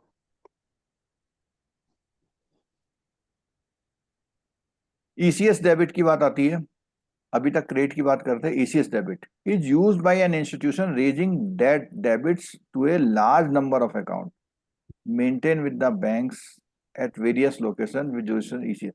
अब ईसीएस सेंटर का एक इलाका होता है, ईसीएस सेंटर का एक इलाका होता है, उस इलाके की जितनी ब्रांचों के लिए है वो देता है। ECS debit is the useful for payment of, मैंने ऊपर बताया था आपको कि जो रेगुलर टाइप के आपके बिल या लोन इंस्टॉलमेंट या एसआईपी है उन सब के लिए आप लोग क्या यूज करते हैं, ईसीएस का कौन सा फैसिलिटी, डेबिट फैसिलिटी, ठीक।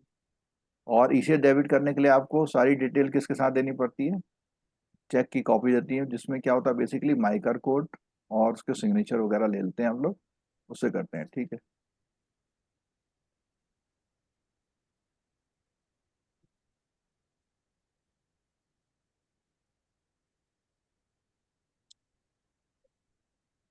Sir ECS debit push transaction है कि पुल ट्रांजैक्शन है? ईसीएस डेबिट पुल ट्रांजेक्शन है। ईसीएस डेबिट क्या, पुल ट्रांजेक्शन है, यानी आपने इनिशिएट करा और वहां से पैसा उठा के मंगा लिया, ठीक है। और ठीक है। ईसीएस क्रेडिट क्या है, पुश ट्रांजैक्शन। पुश ट्रांजेक्शन, आपने भेजा और पहुंच गया वहां पर, ठीक है। Customer has to maintain adequate funds with destination bank branch ECS debit instruction are honored with them in case any need to withdraw or stop the mandate customer has to give prior, तो अगर वो चाहता है कि मेरे खाते से ECS लगना बंद हो जाए तो उसे क्या करना पड़ेगा, उसकी एक क्या देनी पड़ेगी, नोटिस देनी पड़ेगी बैंक को कि भैया मेरे में जो ये ECS लग रहा है उसे क्या कर दो, रोक दो, so as to ensure that the input file submitted by the user do not continue to include the ECS debit details respect of the man, तो मतलब टाइम से भेजेंगे तभी आपका ECS जो है डेबिट क्या होगा, रुकेगा।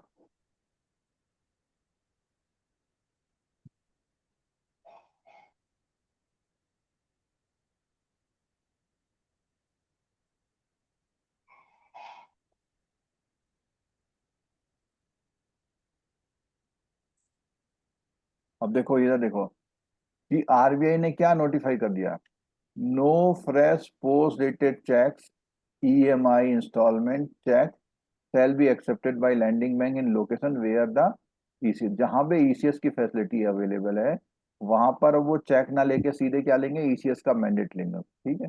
और ECS का मैंडेट अगर ECS से पेमेंट नहीं होता है तो भी इसमें एनआई एक्ट का 138 सेक्शन लग जाता है। जिस तरह से चेक बाउंस होता है उसी तरह से ECS की बाउंसिंग होती है, ठीक है। ये लिखा हुआ देखो, जो ECS की बाउंसिंग है वो कौन से सेक्शन से कंट्रोल होती है, बोलो, section 25 payment and settlement act 2007। ठीक है। और चेक सी, चेक की किससे होती है, 138 से, और थोड़ा अमेंडमेंट हुआ था, accord the same right as and remedies to the payment and against the electronic fund transfer are available to the, यानी ये सेक्शन 25 जो है इक्वल टू है किसके, 138 ऑफ द एनआई एक्ट के, तो जो नेगोशिएबल इंस्ट्रूमेंट एक्ट का 1881 है वो और ये दोनों क्या है, सेम है। ठीक है, मतलब उतनी पावर उसको भी अब दे दी गई है। वही 2 साल का पनिशमेंट, ट्वाइस द अमाउंट, वो सारी चीजें वैसी है। ठीक, कैटेगरीज ऑफ ईसीएस। तो अब ईसीएस में स्कीम्स में क्या है, एक कौन सा ईसीएस है, लोकल रीजनल, लोकल। लोकल। तो इसमें देखो लोकल है, फिर दूसरा कौन सा है, रीजनल है, तीसरा कौन सा है, नेशनल। एंड नेशनल है। तो ये जो हमारे कितने तरह के ईसीएस हो गए, 3 तरह के। ठीक है। और इसका एक सुपर वर्जन क्या है, NACH is also one of the forms of ECS offered by the NACH, national automated है। तो एक क्या हो गया, लोकल। लोकल ईसीएस में क्या हो गया, each of the ECS centre branch coverage is restricted to the geographical coverage of, यानी जितना क्लियरिंग हाउस की सेंटर है वहां की ईसीएस आएगी है। ठीक है, 81 सेंटर पर चल रहा है। और रीजनल ईसीएस कितने सेंटर चल रहा है, 9 सेंटर में। और ये बेसिकली क्या है, एक स्टेट या कुछ आसपास के स्टेटों को मिला के बनाया गया है। नेशनल में क्या है, इसका मुंबई में है, और all coverage of all core banking enabled branches है। ठीक है, anywhere in the country. System to takes advantages of the core banking system in bank, this is operated by the RBI.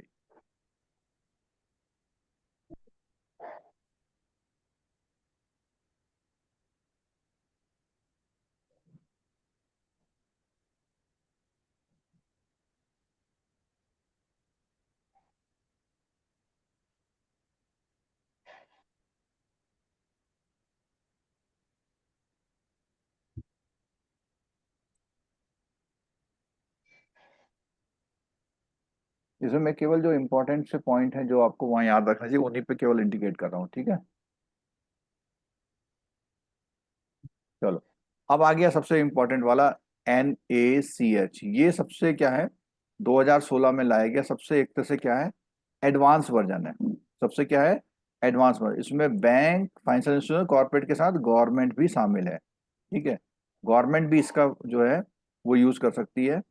और interbank high volume electronic transactions are repetitive and periodic nature के होते हैं, उनके लिए क्या है, NAAC use किया जाता है। यहाँ तक कि जो subsidy, dividend, interest, salary, pension के लिए भी क्या है, बल्क ट्रांजेक्शन के लिए भी क्या है, नैक सिस्टम का यूज किया जाता है। ठीक है, और ये कैसा सिस्टम है, सेंट्रलाइज। जैसे मैंने ऊपर बताया था कि ये जो तीन है ना, लोकल, रीजनल और नेशनल, उन सबसे बड़ा है, और पूरा ये क्या है, एक सेंट्रलाइज सिस्टम है।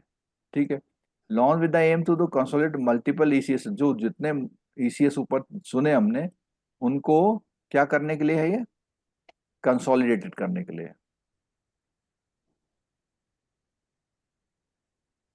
NPCI N sorry next system NPCI internet to provide single set of rules for operating and business, open standard and best industry practices. यानी जितने भी इलेक्ट्रॉनिक ट्रांजेक्शन होते हैं उसके लिए open standard, common single set of rule, best industry practices, ये सब इसमें शामिल की जा रही है। ठीक है, which are common across ECS all. को कंट्रोल कौन करता है? ईसीएस को मॉनिटरिंग, कंट्रोल कौन करता है, मॉनिटरिंग जैसे इसका एनपीसीआई करती है नैक का। ईसीएस को आरबीआई, आरबीआई का एक क्लियरिंग है ये। जो क्लियरिंग हाउस को कौन मालिक होता है, आरबीआई। आरबीआई। तो यहाँ पर देखो, to prevent possible attempt to fraudulent charges in transaction, NCC, NPCI, clearing house, clearing agency will receive the data in a secured way if necessary written। तो बेसिकली क्लियरिंग हाउस को कौन maintain करता है, RBI. तो ECS को भी कौन maintain कर रहा है, आरबीआई। लेकिन ईसीएस को और एडवांस बना के अच्छा करने के लिए क्या चालू कर दिया है, नच। नैक। और नैक जो है वो कौन कर रहा है, एनपीसीआई। एनपीसीआई कर रहा है।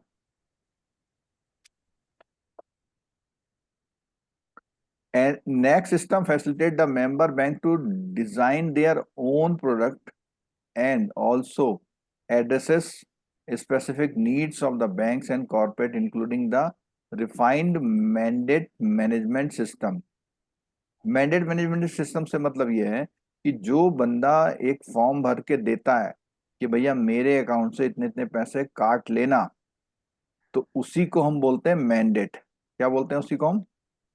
जो इंस्ट्रक्शन होती है उस इंस्ट्रक्शन को हम लोग क्या बोल रहे हैं? Mandate mandate. बोलते हैं। और उसका मैनेजमेंट करना, मैनेजमेंट से मतलब है कि किसने इंस्ट्रक्शन दी, किसने नहीं दी, किसकी कैंसिल हो गई। और and an online dispute management system coupled with the strong information exchange, the customized MIS capability, यानी ये हर जो भी बैंक इसकी वो फैसिलिटी वो करना चाहते हैं उनके वहाँ क्या होना चाहिए, इन दोनों का एक प्रॉपर सेटअप होना चाहिए। नैक आधार पेमेंट ब्रिज, नैक आधार पेमेंट ब्रिज एपीबी नाम दिया हुआ है, एनपीसीआई ने डेवलप किया हुआ है, गवर्नमेंट और उसकी एजेंसी को हेल्प करने के लिए किया हुआ है in making the direct benefit transfer scheme a success. APB system has been successfully channelizing the government subsidies and benefits to the intended beneficiary using the Aadhaar number. तो आधार नंबर के base पे जो है इसका नाम है नैक आधार payment bridge, जिसमें जो भी ट्रांसफर होगा वो किसके बेस पे होगा? आधार नंबर के base. Aadhaar number. APB system links to the government department, their sponsor bank one side and beneficiary banks on the other side, यानी कि वो बैंकों से भी जुड़े हुए हैं और उधर जो है वो कस्टमर से भी जुड़े हुए हैं। और एक और बात आ गई थी कि ये जो नैक है वो अब कौन से दिन में लगता है? Old age. हॉलीडे, छुट्टी में भी लग जाएगा। अगर आपने नैक की इंस्ट्रक्शन दे रखी है आपकी ईएमआई कटनी है 10 तारीख को ईएमआई कटनी है, 10 तारीख को संडे है, तो भी ये सुबह सुबह काट लेगा। जबकि क्लियरिंग जो होती है केवल कब लगती है? वर्किंग डे में। Working day. क्लियरिंग जो है छुट्टी में नहीं लगती, ठीक है? क्लियरिंग कब लगती है? छुट्टी से मतलब तो जैसे जो हॉलीडे संडे वनडे तो ऑलरेडी नहीं लगते। डिक्लेयर्ड हॉलीडेज हैं वो, और कुछ होती हैं शॉर्ट टर्म डिक्लेयर्ड होती हैं। तो जो छुट्टियां पहले से डिक्लेयर हैं उन छुट्टियों पर क्या है, ईसीएस नहीं लगता। लेकिन नैक जो होता है वो संडे को भी लगता है, ठीक है?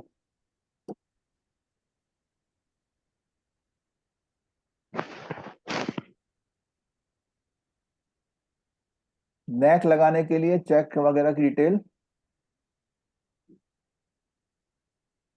बोलो। नहीं चाहिए।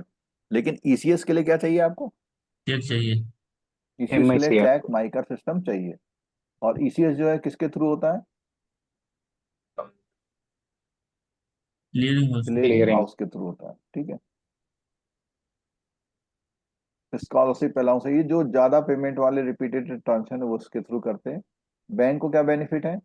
बैंक का फास्टर पेमेंट प्रोसेसिंग हो जाती है और स्ट्रॉन्ग टाई होती है एसोसिएट जिनसे वो, जिनका काम करता है ऑर्गेनाइजेशन का, उनको फैसिलिटी दे पाता है, ठीक है? और टैक्स और पेपर वर्क की सर आपको जरूरत नैक इसमें। सिस्टम जो है हाँ, वो डेबिट बैंक अकाउंट कैंसिल कर सकता है क्या? डेबिट बैंक अकाउंट नैक्स को कैंसिल कर सकता है क्या? आपका पूछना ये है कि जहाँ से जहां से पैसा पैसा डेबिट होगा वो नैक को कैंसिल कर सकता है हम्म, क्या, यही पूछ रहे ना? वो जी। बैंक नहीं कर जी सकता सर। कैंसिल ना। सर मैंडेट तो वही दिया है। ठीक है सर। Debit mandate debtor. कौन दिया? ना ना, मैंडेट तो कस्टमर देता है भाई। मैंडेट तो कस्टमर हाँ देता तो है। कस्टमर जिसका अकाउंट से डेबिट हो रहा है कस्टमर दिया तो हाँ, वो तो कैंसिल करा सकता है ना। नहीं कस्टमर कैंसिल करा सकता है लेकिन उसमें भी जो लोन सोन्स वाले हैं वो नहीं करा सकता। मान लिया उसने कहा कि मेरा जो है ये म्यूचुअल फंड का पैसा जो है वहां कट जाए, राइट। या हम इसको ऐसे बात करें, देखो जहां से उसने लोन के कटने के लिए मामले, रिक्वेस्ट दिया वहीं से रुकने का रिक्वेस्ट देगा। वो निकालो बेटा। तो न लोन जो के वाले नैक नहीं रोक सकता वो। लोन वाले नैक कस्टमर विड्रॉ और नहीं कर सकता। वैसे सीधी बात बताऊं मैं आपको, ये नैक की रिक्वेस्ट कभी भी कस्टमर से डायरेक्ट नहीं जाती है। नैक की रिक्वेस्ट हमेशा किसी ना किसी बैंक से या और बैंक से ही जाएगी। फाइनेंशियल इंस्टीट्यूशन से जाती है। हाँ मतलब जो जो इंस्टीट्यूशन है ना जो यहाँ पे बात कर रहा है ना, हम्म। कि टाइड और विद उसमें द एसोसिएटेड कस्टमर ऑर्गेनाइजेशन से ही होगी, ठीक है? कस्टमर का जो मैंडेट डेबिट लिया वाला जाता है। बैंक है वो तो बैठा हुआ है इधर इंस्टीट्यूट और कस्टमर मिल करके इसके पास रिक्वेस्ट भेजते हैं और वो रेडी हो जाता है। ठीक है, इसमें देखो, इसमें ये जो पॉइंट है कंपैरिजन बिटवीन ईसीएस ने, इससे कुछ पॉइंट क्लियर हो सकते हैं हमारे। देखो लेकिन क्या है, उसमें तो सर जो उसका सिग्नेचर वगैरह है वो तो जहाँ से डेबिट होगा वहां से कंफर्म होता होगा। क्या कह रहे हैं? जो मैंडेट कस्टमर देगा नैच के लिए, हम्म, जहाँ से डेबिट होगा जिस उसके अकाउंट से, उनसे तो हम्म। एक कंसेंट लिया जाएगा कि इसका सिग्नेचर वगैरह प्रॉपर है या नहीं। नहीं, तो रुको वो जो तो वहीं कस्टमर रुको। फॉर्म भर के दे रहा है ना, हम्म। कस्टमर इधर फॉर्म भर के कहाँ दे जा रहा रही है हो, रुको। और वो बैंक उस फॉर्म को यहाँ पर एक्सेप्ट बेचता है। करेगा। और इस अच्छा, बैंक का काम है कि उसके सिग्नेचर को वेरीफाई कर। वेरीफाई करना। ठीक है, और उसके बाद फिर जो है वो चालू हो जाएगा एनपीसीआई उसको प्रोसेस। एनाबल करेगी। हाँ, एनपीसीआई उसे कंट्रोल करती है, यानी एनपीसीआई के पास सारी इंफॉर्मेशन रिकॉर्ड रहती है। नैक इज मतलब फास्टर। हाँ बोलो, कुछ कह रहे थे। डेबिट एंड क्रेडिट दोनों बैंकों से या फाइनेंशियल इंस्टीट्यूशन से सिर्फ कंसेंट लेगी एनपीसीआई, और हम्म। एनाबल भी करेगी एनपीसीआई। हाँ, वो जैसे ही ये वाला बैंक कह देगा हाँ जी ठीक है, ठीक है, तो जो भी पैसा यहाँ से डेबिट करके देगा वो, पर डेबिट होना जरूरी है। अगर खाता में पैसा नहीं है तो क्या होगा? डेबिट का तो मैंडेट एक चार्ज ही बार लगाया। दिया जाएगा ना। किसी का मान लीजिए सर हाउसिंग लोन है 300 मंथ्स का, तो हम्म। 300 मंथ्स का मैंडेट ले लेती होगी एक बार में। हाँ, ले या लेगी जो भी बिल्कुल, हाँ। इनका क्रेडिट होना है अकाउंट, उन्होंने कंसेंट दिया होगा कि मुझे 300 EMI चाहिए पर्टिकुलर इस, चाहिए बिल्कुल, हाँ। तो उसको जो कंट्रोल है एनपीसीआई करेगी ना, सिर्फ नहीं, मैंडेट लेगा तो एनपीसीआई कोई कंट्रोल नहीं करती, एनपीसीआई केवल प्लेटफॉर्म प्रोवाइड करती है। अच्छा। एनपीसीआई केवल प्लेटफॉर्म प्रोवाइड कर रही है कि आपका मैसेज वहां तक पहुंचा रही है और उनका मैसेज आप तक पहुंचा रही है। मैसेज के ये थ्रू अगर उसने कहा कि हाँ जी इसको 5 लाख रुपए दे दो, तो एनपीसीआई उसके खाते में उधर पैसा डाल देगी। वो सिस्टम को सर एनाबल कौन करेगा फिर? ये तो सिस्टम ऑटोमेटिक होगा। नहीं, लेकिन ये जो बैंक है ये वाला, जिस जी बैंक ने पैसा देना है, जी। वो बैंक जब तक कस्टमर का अकाउंट डेबिट नहीं करेगा। इस वही ईश्वर से सर। चिपका दे सकती है, एक बार डालेगी इकट्ठे चिपका देगी। एटीएम नहीं, जब जुतिया। कस्टमर का अकाउंट डेबिट होगा जुतिया। तभी तो पैसा का मैसेज एनपीसीआई तक जाएगा। जी जी और एनपीसीआई को जैसे ही मैसेज जाएगा कि हाँ भैया वहां से डेबिट हो रहा है, तो वहीं जी। से फिर दूसरा मैसेज उधर नीचे को जाएगा कि हाँ भाई क्रेडिट कर दो। ये तो सिस्टम में एनाबल फिर तो जिस बैंक से डेबिट होना है वो करता होगा सर, कि हर महीने इसका जो है इतनी EMI नहीं, डिडक्ट वो होके। वो ऑटोमेटिक सिस्टम से है, अच्छा ऑटोमेटेड है। अच्छा। मतलब सिंपल है कि उतनी तारीख को इतने हाँ। रुपए कटने हैं। हाँ। उस ऑटोमेटेड सिस्टम को कंट्रोल कौन करेगा सर? इधर बैंक वाला इधर करेगा, इधर हम्म। बैंक वाला इधर करेगा। नहीं, एक का तो डेबिट होना है, एक का क्रेडिट होना है। हाँ, क्रेडिट वाले को तो मतलब नहीं है, उनको तो हर महीने आने चाहिए पैसे जो आने है चाहिए, उसके हाँ। लोन अकाउंट्स में। हाँ, मैन तो डेबिट वाले को करना है। डेबिट वाला भी जब, क्रेडिट वाले तो वन टाइम देंगे अपना जो हाँ, कस्टमर का मैंडेट। कि भैया मेरे को वहां से पैसा आता रहे। हाँ, मेरे को वहां से चाहिए दूसरे बैंकों से या फाइनेंशियल इंस्टीट्यूशन से। जब हाँ। दोनों बैंक तो एक जो है इनेबल करता है, वो मैंडेट भेजता है इसको डेबिट वाले को, डेबिट वाले एक्टिव करते हैं एक ही टाइम, उसके बाद ऑटोमेटिक होते हैं सब फर्स्ट हाँ, तो टाइम में। वो जो ऑटोमेटिक हो रहे हैं वो बैंक का अपना सर्वर डेबिट करेगा ना, हाँ, उसके बाद एनपीसीआई वो डेबिट आके नहीं करेगा। जो नहीं डेबिट बैंक का सर्वर है वो करेगा। वो करेगा, एनपीसीआई का काम केवल जैसे ही यहां से मैसेज जाएगा तो उस मैसेज को आगे बढ़ाना है कि हाँ भैया इसका पैसा आ गया है या आ रहा है। जी। ठीक है, और जो सेंट्रलाइज अकाउंट एनपीसीआई के साथ मेंटेन होगा, उससे क्या हम्म। होगा? ओ। सेटलमेंट अकाउंट से पैसा वहां पहुंचा देगा, बाद में इधर से आता अच्छा रहेगा। ठीक है। अच्छा, उठा वहां के पे अपने पास हाथ में कर। पटक लेते। हैं?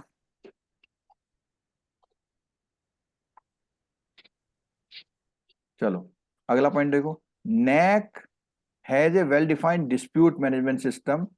मतलब नैक में अगर कोई लेन देन का डिस्प्यूट हो रहा है तो उसमें डिस्प्यूट मैनेजमेंट सिस्टम भी है।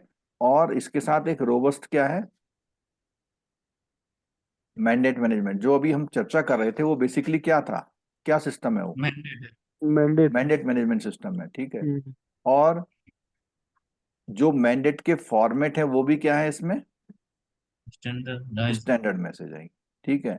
NAC introduce unique mandated reference number two clarify the identify the, यानी जितने वो मैंडेट क्रिएट करता है, हर मैंडेट का क्रिएट करने के बाद क्या दे देगा वो? एक रेफरेंस। मान लिया उसने कहा कि ए का अकाउंट 1800 रुपीज से एवरी 7th को डेबिट होगा, इतनी, और कब तक होगा? अगले 20 साल तक होगा। तो ये इंफॉर्मेशन जो रिकॉर्ड जब होगी डेबिट बैंक के साथ, तो वो बैंक एक क्या देगा इसको? रेफरेंस नंबर देगा। तो उस रेफरेंस नंबर से पता लग जाएगा कि भैया इसका अकाउंट इतने रुपए से हर 7th को 20 साल तक क्या करना है? डेबिट करना है। अब यहाँ पे देखो, इसमें कौन कौन लोग होते हैं? नैक में पार्टियां कौन होती हैं? पहली पार्टी कौन है? Sponsor bank. तो जितने लोग क्या है इसके मेंबर हैं, और वो किसके साथ एग्रीमेंट में आते हैं? NPCI के साथ। तो सारे लोग क्या होंगे? Will be permitted to originate transaction in the next system as sponsor bank. It is the bank which will forward the mandate given by the corporate customer. जो कस्टमर ने क्या दिया हुआ है, कस्टमर ने जो मैंडेट दिया हुआ है उसको क्या करेगा? It is the bank which will forward the mandate given by their corporate customers through NPCI to the destination bank to approve the mandate। तो जिसने मांगना है वो यहां से क्या करेगा? फॉरवर्ड करेगा। और जहां से क्या होना है पैसा? डेबिट होना। डेबिट होना, वो क्या करेगा? इसको अप्रूव करेगा, ठीक अप्रूव है। करें। डेस्टिनेशन बैंक जो है, जो अप्रूव करेगा, वो क्या करेगा? Submission of necessary agreement, these banks would be allowed to process transaction through NAC as well as process mandate and update the Aadhaar mapper. जो जो जरूरत है वो सारा काम करेगा। It is the bank which will authenticate और reject the mandate. कई बार क्या होता है, वो ऑथेंटिकेट भी कर सकता है या मैंडेट को क्या कर सकता है? रिजेक्ट। रिजेक्ट भी कर सकता है। Send to them and will make payment of the amount as per the approved mandate. अगर अप्रूव्ड है तो अप्रूव्ड के हिसाब से पैसा भेजेगा या फिर रिजेक्शन का भेजेगा। As per the mandate approve process, the bank should validate the customer details given in the mandate। User कौन है?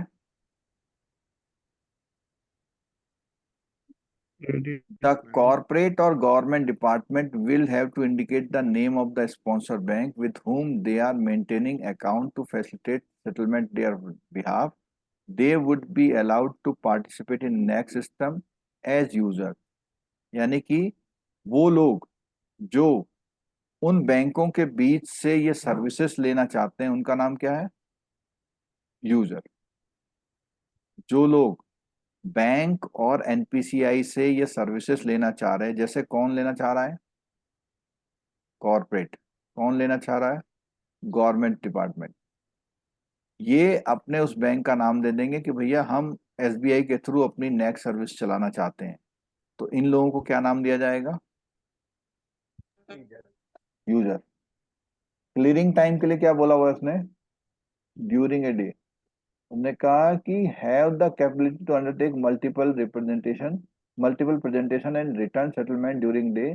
Initially it will be restricted to one presentation settlement session and one corresponding return settlement session per day। यानी कि एक बार आप क्या करेंगे? सारे अपने मैंडेट को क्या करेंगे? प्रेजेंट करेंगे। और एक बार आप अपने जितने भी सेटलमेंट है उनको उनको क्या करेंगे आप? One corresponding return settlement season per day, session per day. यानी कितना आप मांग रहे हैं और कितना आप क्या है? रिजेक्ट कर रहे हैं। सेटलमेंट फाइनली,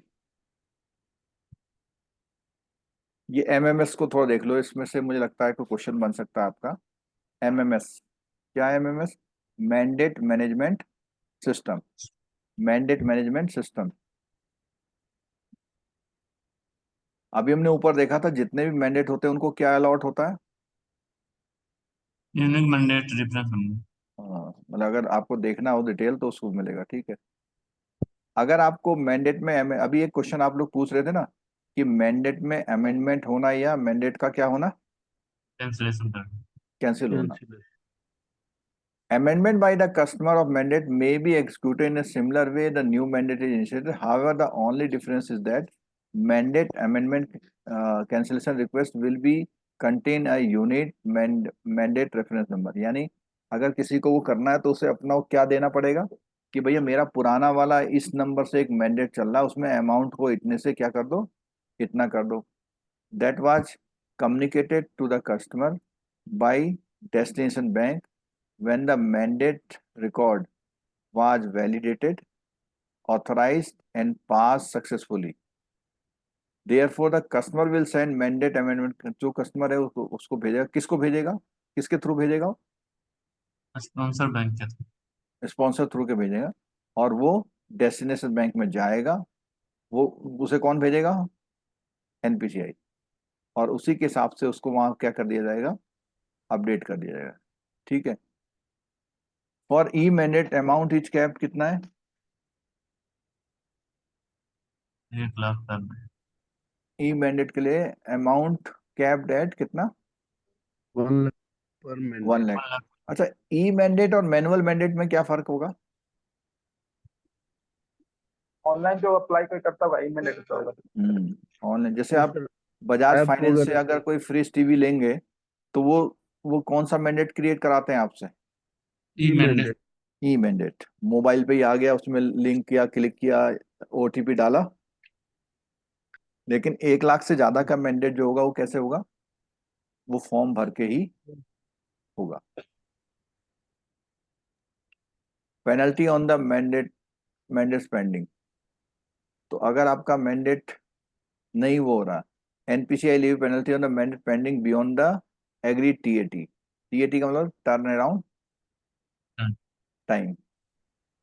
अगर मैंडेट 3 लाख से कम वाला है और कितने दिन से पेंडिंग चल रहा है, 10 7 दिन। दिन से, तो जो है नो पेनल्टी, इंसेंटिव ऑफ ₹5 पर मैंडेट। मतलब पेनल्टी नहीं लगेगी, लेकिन क्या कह रहे हैं पे, इंसेंटिव इंसेंटिव दे। दे रहे हैं। 0 से 7 दिन तक अगर पेंडिंग है तो नो पेनल्टी, इंसेंटिव ऑफ कितने रुपीज पर मैंडेट, 5 रुपया। ₹5। और अगर आपका मैंडेट 8 दिन से कितने दिन तक है पेंडिंग, 10 दिन। 10 दिन तक, नो पेनल्टी और नो इंसेंटिव। और अगर आपका 10 दिन से पेंडिंग में है तो नो इंसेंटिव पेनल्टी 10 रुपये पर मंडे। इसको जरा समझो जरा। तो ये रुपये पर मैंडेट जो है सर क्या है ये? सर ऊपर वाले में 7 दिन में करते हैं तो 5 रुपया का वो इंसेंटिव मिलेगा, 10 दिन तक करते हैं तो कोई इंसेंटिव नहीं, कोई पेनल्टी नहीं, लेकिन 10 दिन से ऊपर करते हैं तो 10 रुपये पर मैंडेट पेनल्टी है। कहने का मतलब हुआ इसमें तो आपको फायदा, वो कुछ कमाई भी हो रही है, किसमें, हम्म, पहले वाले में। हाँ। जैसे ही मैंडेट आए तो आपको तुरंत कर देंगे 7 दिनों में, तो आपको क्या मिलेगा, पर मैंडेट का खर्चा मिलेगा। कौन देगा, ये बैंक, वो उधर से एनपीसीआई उस बैंक से वसूलता है, किस बैंक से, जो ये फैसिलिटी ले रहा है। और अगर उसने 8 से 10 दिन के अंदर किया तो ना तो पेनल्टी मिल रही है, ना ही वहां से कोई इंसेंटिव आ रहा है। लेकिन अगर 10 से भी ज्यादा लगा दिए तो इंसेंटिव तो खैर मिलेगा नहीं, लेकिन आपसे कितने रुपए और वसूल लिए जाएंगे, 10 रुपए। 10 रुपये। ये बात अगर किसी के समझ में नहीं आई तो पूछ लो। 10 रुपए क्या सर पर डे के हिसाब से वसूलेगी? पर मैंडेट, पर डे नहीं। अगर मान लिया मैं पर बताऊं, आपके वहां एक मैंडेट आया, आपने उसे 15 दिन में कंफर्म करके भेजा। बियॉन्ड 10 डेज सर, मान लीजिए सर वो 5 डेज के लिए। जी। हाँ, 15 दिन, 15 दिन बाद भेजा, जी। तो आपको जो खर्चा लगेगा कितना रखेगा, पर दिन का, पर मैंडेट का, मान लिया 5 मैंडेट भेजे थे आपने, तो 50 रुपीज जो है आपको देने पड़ जाएंगे। एक दिन का बट देना पड़ेगा। हाँ, एक दिन का नहीं है ना, ना दिन का नहीं, दिन का नहीं, पर मैंडेट है। जो आप डिले कर अच्छा। रहे हैं ना, हम्म। आपने जो डिले किया और आपके पास जैसे सर पेंडिंग बियॉन्ड 10 डेज है सर, किसी हम्म, का मान लीजिए 15 डेज हो गया, 20 डेज पेंडिंग हो गया, तो 10 ही रुपए कितना ही हो, लगेंगे या? कितना ही नहीं अच्छा। नहीं, कितना ही हो, मान लिया उसने 3 महीने बाद किया, हम्म। तो 3 महीने बाद भी करता है तो भी उसे 10 रुपी, और कितने मैंडेट हैं उसके, 10 मैंडेट हैं, 5 हाँ, मैंडेट वो हैं, तो मल्टीप्लाई हो जाएगा। मल्टीप्लाई हो जाएगा, ठीक है। और यहाँ दूसरा पॉइंट आता है, मैंडेट अबव 3 लाख में। 3 लाख। 3 लाख में दो अलग कैटेगरी बनाइए, 0 से 10 दिन और 10 से ज्यादा दिन। यानी बड़े मैंडेट के लिए छूट कितनी दे रखी है उन्होंने, 10 दिन तक। छोटे मैंडेट में उन्होंने 0 से 7 और 8 से 10 दो कैटेगरी बना रखी थी, ठीक है। 10 दिन तक करोगे तो कोई पेनल्टी नहीं है, और साथ साथ में आपको क्या मिलेगा, 3 रुपए मिलेंगे हर मैंडेट को एक्टिवेट करने के लिए। लेकिन पेंडिंग बियॉन्ड 10 डेज है, no incentive, penalty of rupees 10 rupee per day. इसको थोड़ा सा देख लीजिएगा, इसमें से एक क्वेश्चन बन सकता है। अगर आप टाइम पे करते हैं तो आपको कोई पेनल्टी नहीं देनी है, और आपको कुछ और भी मिलेगा। लेकिन अगर आप 8 से 10 दिन करते हैं तो ना तो आपसे दंड लिया जाएगा ना कुछ दिया जाएगा, लेकिन 8 से ज्यादा चले गए तो आपको मिलेगा तो कुछ नहीं, बल्कि और आपसे कुछ ले भी लिया जाएगा, ठीक है। अब मैंडेट के प्रोसेसिंग चार्ज आए। एनपीसीआई लेता है, किससे लेता है, एनपीसीआई इसके कुछ चार्ज लेता है, ठीक है। क्या चार्ज लेता है, मैंडेट को इनिशिएट करना, मैंडेट को मॉडिफाई करना है, मैंडेट को क्या करना, कैंसिल करना कैंसिल। है। कितने रुपए ले रहा है आपसे, 1.5 रुपये पर 1.5 रुपए ले मैंडेट। रहा है। 1 रुपए वहां से ले रहा है और 50 पैसे वहां से ले रहा है, ठीक है। अब मुझे ये एक सर बात वन बतानी है टाइम आपने, चार्जेस होगा ना? हाँ, इन सेटअप करने का, ये तो वन सेटअप टाइम करने का, चार्जेस। ठीक है, ये भी सेटअप करने का ही है जो ऊपर दिया हुआ है। अब मुझे एक क्वेश्चन बता दो, एक क्वेश्चन बताना, सब लोग जरा अलर्ट होकर सुनना। ये जो 10 दिन से ज्यादा वाला मामला है, ये वाला, अगर कोई बैंक ने 10 दिन तक अपने पास कागज दबाए रखे और मैंडेट नहीं किया, तो उसे कुछ मिलेगा तो नहीं, बल्कि उसको क्या देना पड़ेगा, पेनाल्टी देना पड़ेगा 10 रुपए पेनल्टी पर देनी पड़ेगी, पर मंडे। ठीक है।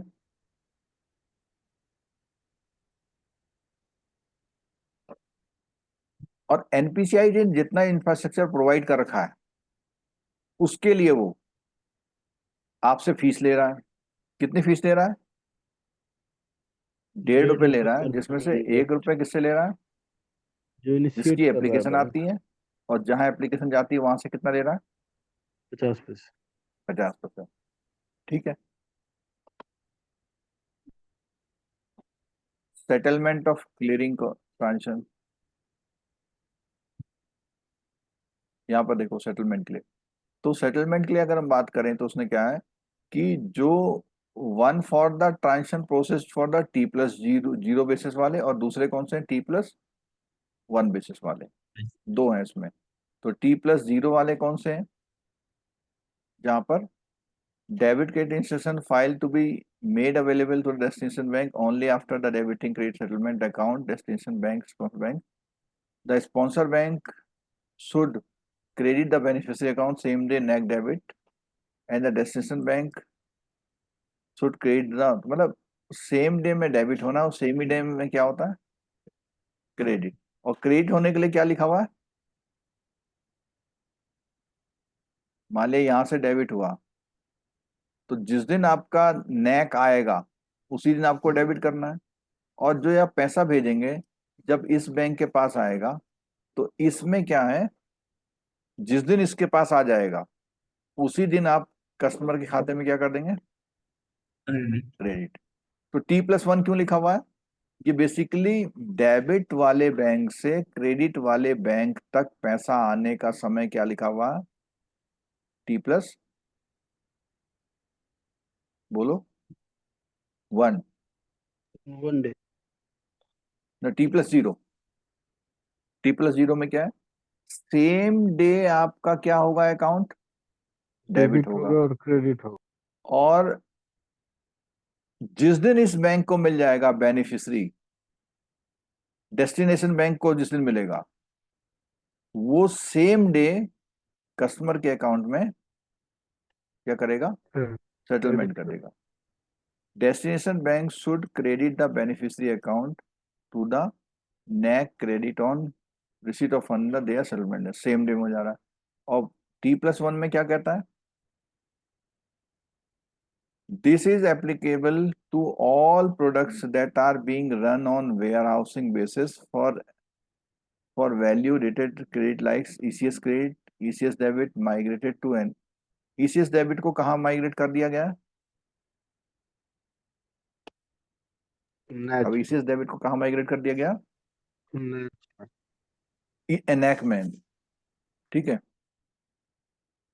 The inward file will be made available the member bank of the previous day evening, यानी वो एक दिन पहले दे देगा। इसीलिए जो नैक है कब लग जाता है, रात के, 12 बजे। रात के 12 बजे बाद कभी भी लग जाता है, 2 बजे 3 बजे 4 बजे कभी, क्योंकि उसकी फाइल उसके पास एक दिन पहले आ जाती है। NPCI will debit credit settlement account on the destination bank as applicable only on the next working day. आ गई फाइल आज, लेकिन वो प्रोसेस कब करेगा, नेक्स्ट वर्किंग डे। और नेक्स्ट वर्किंग डे कब से शुरू हो जाती है, रात की 12 बजे के बाद। 12 बजे, ठीक है।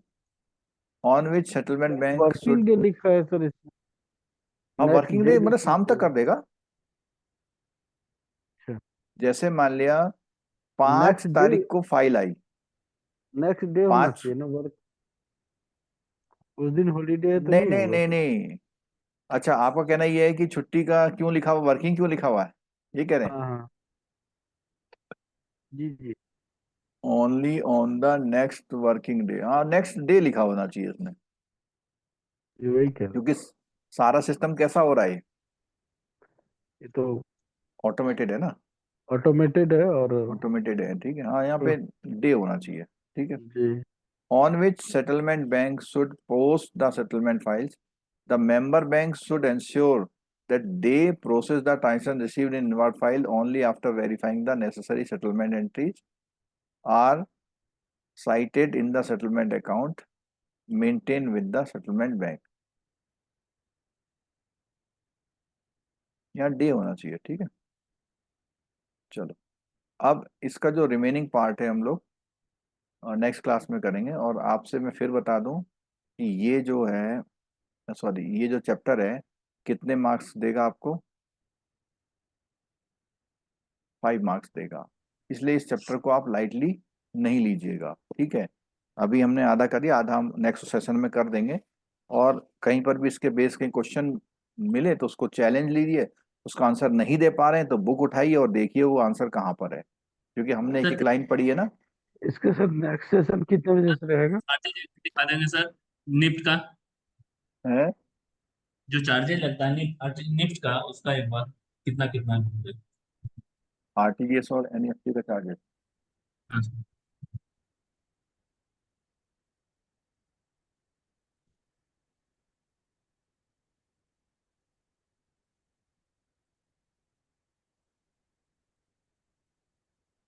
आरटीजीएस का तो दो ही था सर, 24 रुपया और ये आरबीआई का है, time for settlement at the Reserve Bank of India. अगर 8 बजे का है, time varying charge per outward transaction addition to the flat processing. तो 8 बजे आपने किया हुआ है तो 8 बजे से 11 बजे तक किया हुआ है तो कोई चार्ज नहीं। 11 बजे से 1 बजे तक किया हुआ तो 2 रुपए, और 1 बजे से 4:30 बजे तक किया हुआ तो 5 रुपए, और अगर आप उसके बाद कर रहे हैं तो कितना रुपए, 10 रुपए। ये किन के लिए बोल रहे हैं, आरटीजीएस था, लेकिन आरटीजीएस आरटीजीएस का तो किन के लिए है, चार्ज बैंक के लिए। बैंक है। ये किसके लिए बोल रहे हैं, बैंक के लिए बोल रहे हैं, ठीक है। और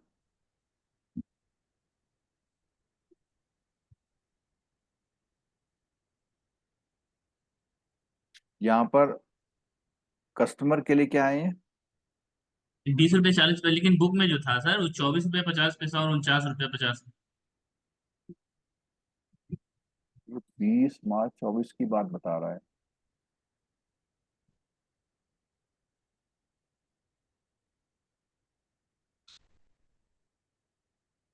चलो वो एसबीआई की है, जो देखते थे वो लिखा हुआ एसबीआई, हम्म, एसबीआई लिखा हुआ है वो।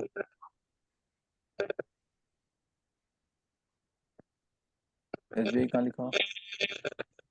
अच्छा, ये एसबीआई आपसे लिखा है। SBI के RTGS चार्जेस।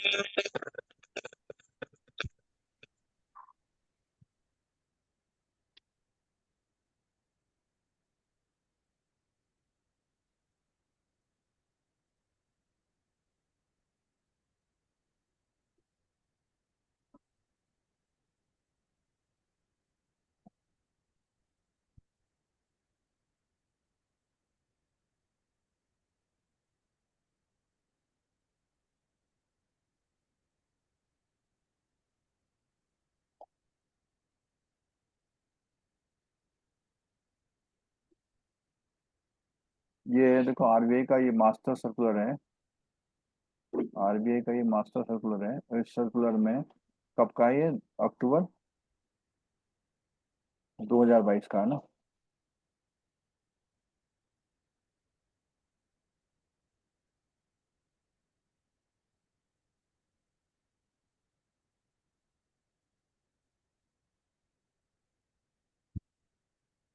ये देखिए यहाँ पे आउटवर्ड ट्रांजेक्शन में 2 लाख से 5 लाख नॉट एक्सीडिंग 25 लिखा हुआ है। तो इसीलिए नॉट एक्सीडिंग 25 में हम लोग कितना पढ़े थे वहां पे? 24 रुपये 50 था। 24 रुपये 50 पैसे। और इधर कितना 50 है, तो इसीलिए कितना कर दिया है? 49। ठीक है, तो उसका लॉजिक अभी समझ में आया। उन्होंने कहा कि 25 से ज्यादा नहीं होना है। अब ऐसा तो कर नहीं सकते कि 24 रुपये 36 पैसा। तो उन्होंने क्या कर दिया राउंड ऑफ में? 24 50, 2 से 5 लाख, और 5 लाख से ज्यादा में 49.50 करा। और इसमें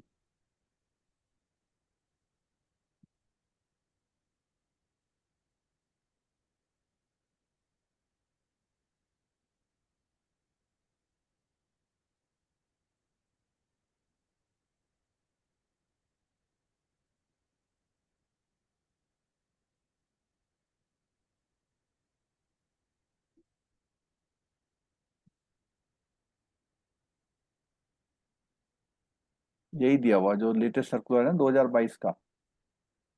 2022 में प्रोसेसिंग चार्जेज और service charges of the RTGS for RTGS transaction.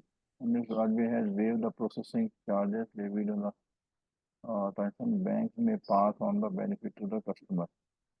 The nationalized service charges levied with the bank offering fund transfer broad framework have been detailed as under. Bank में डिसाइड टू चार्ज लोअर। तो ये तो हमने पहले ही बता दिया था आपको कि कई बैंकों ने अच्छी सुविधा देने के लिए क्या कर रखा है?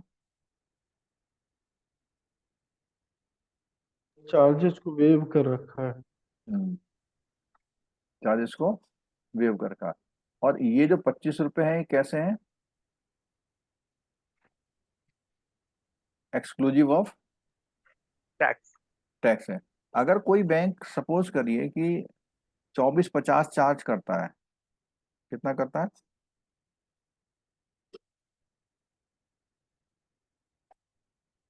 अगर कोई बैंक 24 50 चार्ज करता है, तो 24.50 इंटू 1.18, तो ये कितना हो जाएगा? 28 रुपये 91 पैसे हो जाएगा। तो आप लोग अपने बैंक का कोई बता सकते हो? आप RTGS कोई कर रहा है? आपके वहाँ कोई सीट में बैठ के RTGS करता है कोई? सर एसबीआई का 2360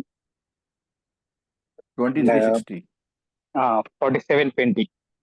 हाँ, तो अगर 2360 है तो इसका मतलब एसबीआई कितने चार्ज कर रहा है? 20।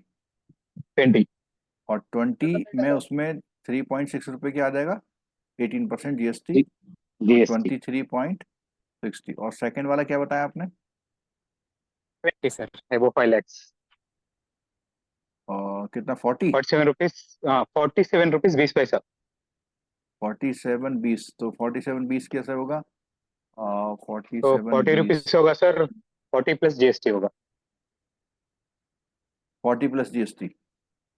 हाँ ठीक है, 40 प्लस जीएसटी में कितना हो जाएगा ये आपका?